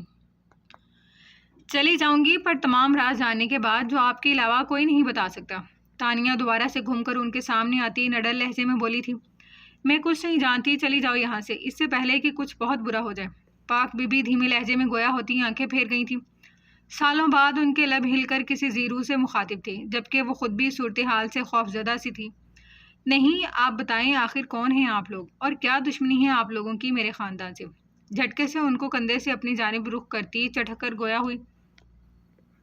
دیکھو اب جاؤ یہاں سے، ورنہ بڑی سرکار بہت غصہ ہوں گی۔ اس کے رویے کو نظر انداز کرتے انہوں نے آرام سے کہا اور اپنے قدم بیڈ کی جانب بڑھائے۔ کتنے ظالم ہیں آپ لوگ، کسی کی التجائیں، بے بسی، غم آپ لوگوں کے لیے کوئی اہمیت نہیں رکھتا، بس اپنی انا عزیز ہے اور سو کالڈ بڑی سرکار کے حکم۔ تانیہ انہیں جاتا دیکھ ناگواری سے کہتی غصے میں طنزیہ بولی تھی، جبکہ پاک بی بی اس کے گستاخ لہجے پر ایک دم رک سی گئی تھی۔ یہ لڑکی اس کے منہ پر کھڑی ہو کر اسی کی ماں اور خاندان کو برا بھلا کہہ رہی تھی۔ اتنے سالوں میں کبھی خود بھی انہوں نے اپنی ماں سے سوال نہیں کیا تھا۔ ظالم ہیں آپ لوگ، اب مجھے شک نہیں پکا یقین ہو گیا ہے، آپ لوگوں نے یقیناً ماضی میں میرے خاندان کے ساتھ کوئی ظلم کیا ہوگا، اور اب سارا الزام ہم پر لگا رہے ہیں، ظالم جابر لوگ۔ تانیہ کے الفاظ تیر بن کر سیدھا دل میں پیوست ہوئے تھے۔ کیا وہ ظالم تھے؟ کیا ظالم اس کے ماں باپ نے کیا تھا؟ ان کا کوئی قصور نہیں تھا؟ ان کی آنکھوں میں گزرا ماضی گھومنے لگا تھا، جبکہ تانیہ بڑی سرکار کو برا بھلا کہتی اور بھی بہت کچھ بول رہی تھی۔ خاموش، درد اور تکلیف میں وہ کرب سے بولی تھی، چاہنے کے باوجود ان کا لہجہ اور آواز سخت نہیں ہوئی تھی۔ سالوں ہوئے تھے کسی سے بات کیے، غصہ کیے، جبکہ ان کی دھیمی آواز میں واضح کرب محسوس کر تانیہ ایک دم خاموش ہوئی تھی۔ کسی کے ساتھ کوئی ظلم نہیں ہوا، نہ آپ کے خاندان کے ساتھ اور نہ ہی ہمارے خاندان کے ساتھ۔ ظلم صرف میرے ساتھ ہوا، صرف ہمارے ساتھ۔ غم کی شدت میں 20 سالوں میں پہلی بار منہ سے شکوہ سا نکلا تھا۔ کسی کے ساتھ کچھ نہیں ہوا، بس میری زندگی ختم ہو گئی، ایک غلطی کی سزا کے طور پر سزائے موت سے بھی بدتر سنا دی مجھے۔ ظالم ہو تم سب، ظالم ہو۔ پاک بی بی سالوں بعد کسی کو جواب طلبی کرتے دیکھ غم سے چور لہجے میں اپنا درد بیان کر گئی تھی، جو سالوں سے دل میں دبائے بیٹھی تھی۔ سامنے روتی کپ کپاتی عورت کو دیکھ تانیہ ان کی غیر ہوتی حالت دیکھ یکدم ان کی جانب بڑھی تھی۔ ان کا لرزتا وجود تھام کر جلدی سے بیڈ پر بٹھایا، پاس رکھے پانی کے جگ سے گلاس میں پانی انڈیل کر ان کے لبوں سے لگایا۔ کپ کپاتے ہونٹوں سے پانی پیتے حواس کچھ بحال ہوئے۔ تانیہ خود بھی ان کے برابر میں ہی ٹک گئی تھی۔ جاؤ یہاں سے، اس کی نظروں میں ہزاروں سوال دیکھ نظریں چرا کر بولی۔ چلی جاؤں گی، پہلے آپ بتائیں کیا ظلم ہوا آپ کے ساتھ؟ آخر میری ماما کا اس خاندان سے کیا رشتہ ہے؟ آپ میری کیا لگتی ہیں؟ تانیہ کے سوال پر کچھ لمحے وہ یوں ہی خاموشی سے اس کے چہرے کو تکنے لگی۔ آج والی تانیہ میں اور 3 ماہ پہلے دیکھے گئے چہرے میں زمین آسمان کا فرق تھا۔ تمہاری ماما بڑی بہن ہے میری، اس حویلی کی بیٹی ہیں وہ۔ پاک بی بی کے اچانک انکشاف پر اس کی آنکھیں حیرت سے کھلی کی کھلی رہ گئی تھیں۔ تانیہ پر تو حیرتوں کا پہاڑ ٹوٹ پڑا تھا۔ کیا؟ آواز میں بے یقینی ہی بے یقینی تھی، جبکہ وہ کسی سوچ کے تحت غیر مرئی نقطے کو تکتی اسے سب بتاتی چلی گئی تھی۔ ماضی۔ اپنی مہندی سے 2 روز قبل گلنار بڑی مشکل سے حویلی سے نظریں بچا کر جنید سے ملنے کے لیے نکلی تھی۔ بڑی سرکار کو اس کے اور جنید کے بارے میں علم ہو گیا تھا۔ انہوں نے بہت سختی سے اسے کسی سے بھی ملنے سے منع کیا تھا، جبکہ گل نے پہلی بار اپنی ماں کے روپ میں ایک ظالم جاگیردارنی کو دیکھا تھا، جس کے لیے اس کی خاندانی روایات، اپنے اصول اور ان رسموں کی پاسداری ضروری تھی۔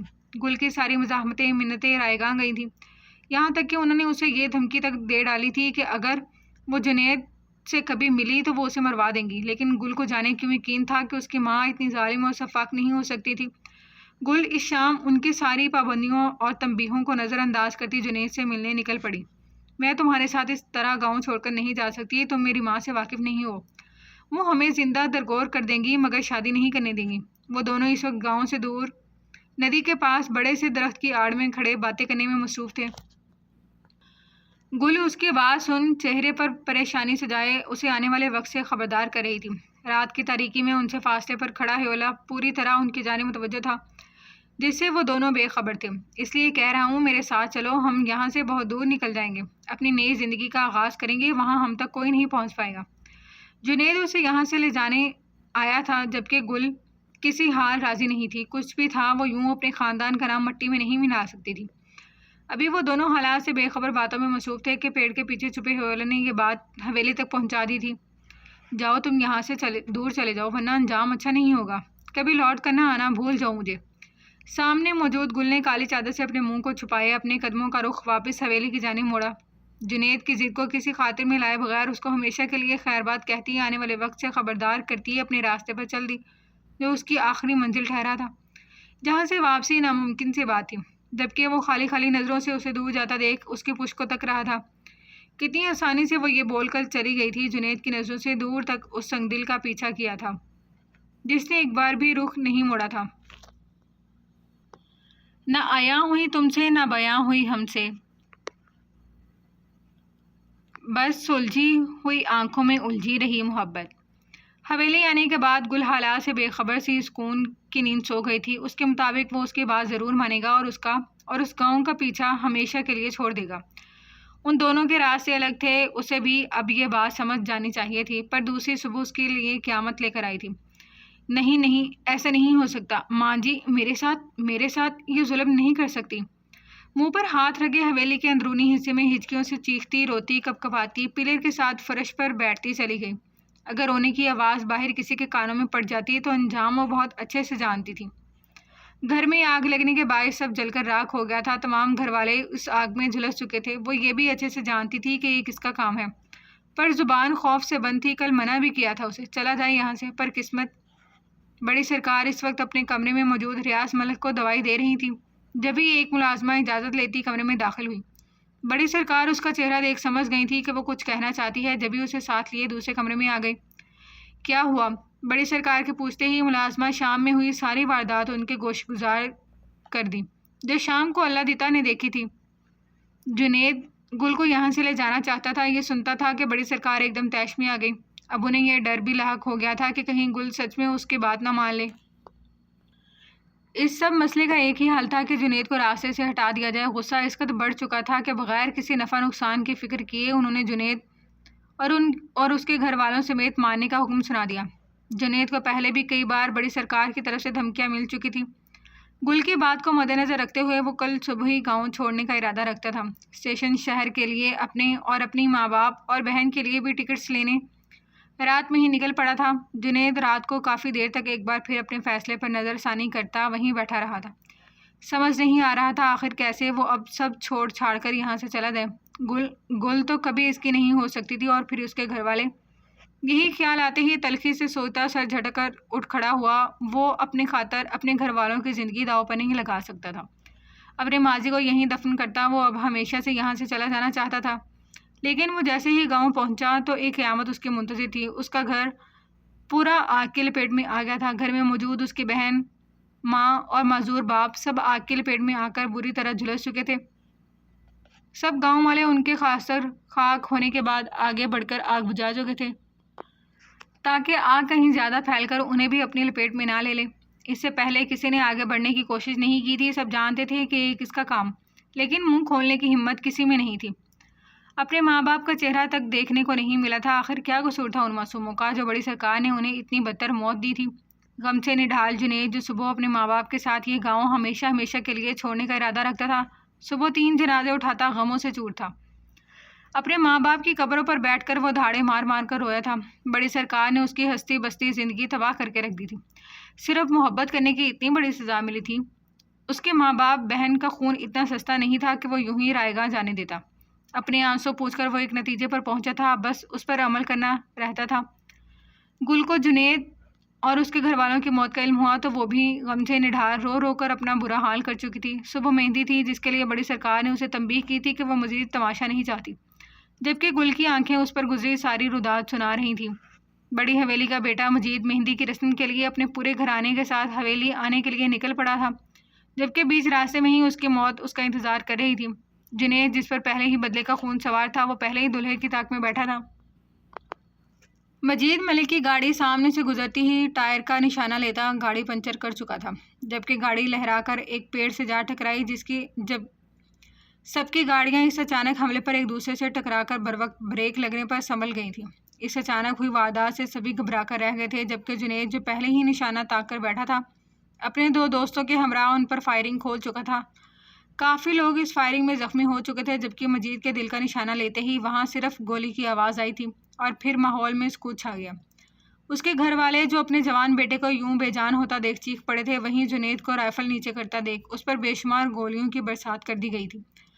کچھ ہی لمحوں میں 2 وجود بیچ سڑک پر مٹی کا ڈھیر بنے پڑے تھے۔ آخری وقت میں جنید کی آنکھوں کے سامنے صرف ایک معصوم سے گل کا چہرہ لہرایا تھا، جسے وہ اپنے انتقام کے چکر میں جیتے جی مار چکا تھا۔ تکلیف کی شدت بڑھی اور جنید نے اپنے ظلم کے ساتھ ہمیشہ کے لیے آنکھیں موند لیں۔ دوسری جانب ایک بے قصور بلا وجہ بے موت مارا گیا تھا، جبکہ ایک بار پھر ظلم کی جیت ہوئی تھی۔ معصوموں کا خون بہا تھا اور ظلم کے خلاف کسی نے بھی آواز اٹھانے کی بجائے اس ظلم کو بڑھاوا دیا تھا۔ یہ خبر حویلی میں آفت بن کر ٹوٹی تھی۔ شعیب ملک کی اطلاع دیتے ہی بڑی سرکار اپنے پورے وجود سمیت زمین بوس ہوئی تھی۔ ریاض ملک کو فوری شہر کے ہسپتال منتقل کیا۔ ان کی حالت خاصی تفتیشناک تھی۔ بڑی سرکار کو بھی گہرا صدمہ پہنچا تھا۔ گل 2 دن سے اپنی ہوش و حواس سے بیگانہ قسمت کی ستم ظریفی پر کمرے میں بند سکتے کی حالت میں تھی۔ گزرے 2 دن میں اسے کوئی ہوش نہیں رہا تھا۔ اس کے ساتھ کیا ہو رہا ہے، لوگ اس کے بارے میں کیا باتیں بنا رہے ہیں، یا پھر اسے کون سے لقب سے نواز رہا ہے۔ مجید کی ماں آ کر اسے منحوس اور پتہ نہیں کیا الٹی سیدھی باتیں اس کی ذات سے جوڑتی اس کے تھپڑ رسید کر گئی تھیں، جنہیں عائشہ اور شاکرہ نے بڑی مشکلوں سے قابو کیا تھا۔ جنید کے قتل کے بعد اس کے زخمی دوستوں نے ساری کہانی بڑی حویلی والوں کو بتا دی تھی۔ جنید اور گل کے مطابق خبریں جنگل میں آگ کی طرح پھیل گئی تھیں، اور اب بس وہ کسی طرح اپنا بدلہ لینا چاہتے تھے۔ جبکہ شعیب ملک جہاں اپنے اکلوتے بھائی کے لیے غم زدہ تھے، وہیں فاریہ بیگم کی گرتی حالت ایک گل کے لیے بھی پریشان تھے۔ ان کے گھر والوں کا مطالبہ سراسر غلط تھا۔ اگر اس قصے میں مجید کی کوئی غلطی نہیں تھی تو غلطی تو گل کی بھی نہیں تھی۔ اگر کوئی واحد شخص سزا کا حقدار تھا تو وہ تھی بڑی سرکار۔ سب ریاض ملک کی صحت یابی کا انتظار کر رہے تھے، مگر ان کی مزید حالت گرتی کے پیش نظر کسی بھی فیصلے پر پہنچنے کے لیے ٹھیک 1 ہفتے بعد جرگہ بیٹھنا تھا۔ گل کی زندگی کی ڈوریں اب ان ظالم اور سفاک لوگوں کے ہاتھوں میں تھیں جو زمینی خدا بنے بیٹھے تھے۔ پرانے ضعیف سے برگد کے درخت کے نیچے بڑی حویلی سے مجید کے باپ شعیب ملک، ان کے والد اور 2 بہنوں کے شوہر، اپنے والد ظفر ملک جو شعیب صاحب کے والد کے پھوپھی زاد بھائی بھی تھے، یہاں مجید کے حق میں فیصلہ لینے کے لیے موجود تھے، جبکہ حویلی سے شمشیر ملک اور وقار ملک موجود تھے۔ معاملہ کافی گمبھیر تھا اور فیصلہ بھی دونوں گھرانوں کا تھا جو سب کے فیصلے کرواتے تھے۔ ایسے میں اپنے اپنے اصولوں کو مد نظر رکھتے ہوئے 7 گاؤں کے دو سرپنچ ان کے ہمراہ تھے۔ یاور صاحب، آپ بتائیے کیا چاہتے ہیں آپ؟ بڑی سرکار کی جانب سے آئے سرپنچ نے ان سے سوال کیا، جو انہیں کافی ناگوار گزرا تھا، لیکن حالات کا تقاضا تھا۔ انہوں نے اپنی شرائط ان کے سامنے رکھی۔ اس سارے قصے کی جو ملزم ہے وہ ہے گل۔ گل اگر اس لڑکے کے ساتھ کوئی تعلق نہیں رکھتی تو بات یہاں تک نہیں پہنچتی۔ بڑی سرکار نے اپنے اصولوں کے تحت اپنے گھر کی عزت بچانے کے لیے اس لڑکے کے گھر والوں پر حملہ کروایا، جو بالکل درست تھا۔ جو کوئی بھی کمزاد ہماری عزت پر نظر ڈالنے کی کوشش کرے گا، ہم اس کا یہی حال کریں گے۔ لیکن پھر بھی وہ بدبخت بچ گیا اور اپنے ارادوں کی ناکامی ہوتے دیکھ اس نے ہمارے بیٹے کو مار ڈالا، اور جوابی کارروائی میں بدبخت کسی بھی سزا سے پہلے خود بھی مر گیا۔ ہمیں اپنے بیٹے کے خون کا حساب چاہیے۔ خون کے بدلے گل کا خون یا پھر اس کی ونی ہوگی۔ ان کا فیصلہ سن کر جرگے میں بیٹھے تمام لوگوں کو سانپ سونگ گیا تھا، جبکہ شمشیر ملک اور وقار ملک ہکا بکا رہ گئے تھے۔ ان کے فیصلوں کے آگے بولنے کی ہمت تو سرپنچوں میں بھی نہیں تھی۔ وہ جو کہہ رہے تھے وہ پتھر پر لکیر تھا۔ لیکن ملک صاحب، گل کی تو کوئی غلطی نہیں ہے۔ شمشیر ملک کمزور سے لہجے میں بولے تھے۔ اگر اس وقت ریاض ملک یہاں موجود ہوتے تو کبھی یہ ظلم اپنی بیٹی کے ساتھ نہ ہونے دیتے۔ اسی کی غلطی ہے۔ یاور صاحب غصے سے دھاڑے تھے۔ لیکن بابا سائیں، ونی میں گل کس کے نکاح میں جائے گی؟ مجید تو اب زندہ بھی نہیں رہا۔ شعیب ملک نے اپنی طرف سے آخری کوشش کی تھی انہیں روکنے کی، جبکہ اپنے باپ کے سامنے زبان چلانے کی ہمت تو ان میں بھی نہیں تھی۔ صحیح کہا تم نے، ہمیں یقین ہے بڑی سرکار کبھی اپنی لاڈلی کا خون نہیں دیں گی۔ گل ونی ہوگی، مجید نہیں رہا تو کیا ہوا؟ مجید کا باپ تو بھی زندہ ہے۔ یاور ملک کے فیصلے پر سب ساکت سے 60 سالہ جبار صاحب کو دیکھ رہے تھے، جو بدلے کی آگ میں اس قدر اندھے ہو گئے تھے کہ صحیح غلط کی پہچان ہی نہیں رہی تھی۔ شعیب صاحب کو 17 سالہ گل کے لیے اپنے چچا کے ساتھ دینے کا فیصلہ ذرا بھی اچھا نہیں لگا تھا۔ جبھی ایک بار پھر وہ ہمت کرتے اپنے باپ کی جانب بڑھے۔ شمشیر ملک کے اشارے پر ان کے لوگ یہ فیصلے کی بابت بڑی سرکار تک پہنچا چکے تھے۔ ان کا فیصلہ سن بڑی سرکار اپنا دل پکڑ کر بیٹھ گئی۔ اپنی بیٹی کے لیے انہوں نے ایسا تو کچھ بھی نہیں چاہا تھا، لیکن بڑی حویلی والوں کے فیصلے کی اہمیت دور دور تک گاؤں کے لوگوں میں تھی۔ ریاض ملک کی بیماری کے بعد سے انہوں نے فیصلوں کی ذمہ داری بڑی سرکار کے سپرد کر دی تھی، لیکن ریاض ملک کے بڑے بھائی ہونے کی حیثیت سے بڑی سرکار نے فی الحال یہ ذمہ داری یاور ملک کے حوالے کر دی تھی۔ چھوٹے موٹے فیصلے تو وہ خود ہی کر دیا کرتی تھی، لیکن یہاں بات بہت بڑی تھی۔ اب جو فیصلہ جرگہ میں طے پانا تھا اسی کو آخری فیصلہ ٹھہرانا تھا۔ کچھ ہی دیر میں گل کا بلاوا آیا تھا۔ اپنے دل پر پتھر رکھ کر بڑی سرکار گل کو کالی چادر اڑا کر وقار ملک کے حوالے کر گئی تھی۔ فاریہ بیگم کا رو رو کر برا حال تھا۔ شعیب صاحب، وقار، شمشیر سب نے ہی یاور ملک کو فیصلہ تبدیل کرنے کے لیے بہت منتیں کی تھی، لیکن یہاں تو وہی ہونا تھا جو سالوں سے ہوتا چلا آیا تھا۔ جب اس گاؤں کی ہر لڑکی کے لیے اصول ایک جیسے تھے تو گل ان سے الگ ہرگز نہیں تھی۔ گل پر ہوا سکتا ہنوز قائم تھا۔ کب اس کا نکاح جبار ملک کے ساتھ پڑھوایا گیا، کب ان کی بیوی اسے کھینچ کر اپنے ساتھ لے گئیں، گل کو کچھ پرواہ نہیں تھی، جو بالکل چپ تھی۔ خاموش فاریہ اسے گلے لگا کر بے انتہا روئی تھی۔ ازلان اور آریان چھوٹے ضرور تھے، لیکن اپنی دونوں پھپھیوں کو روتا دیکھ خود بھی ان سے لپٹ کر رو رہے تھے۔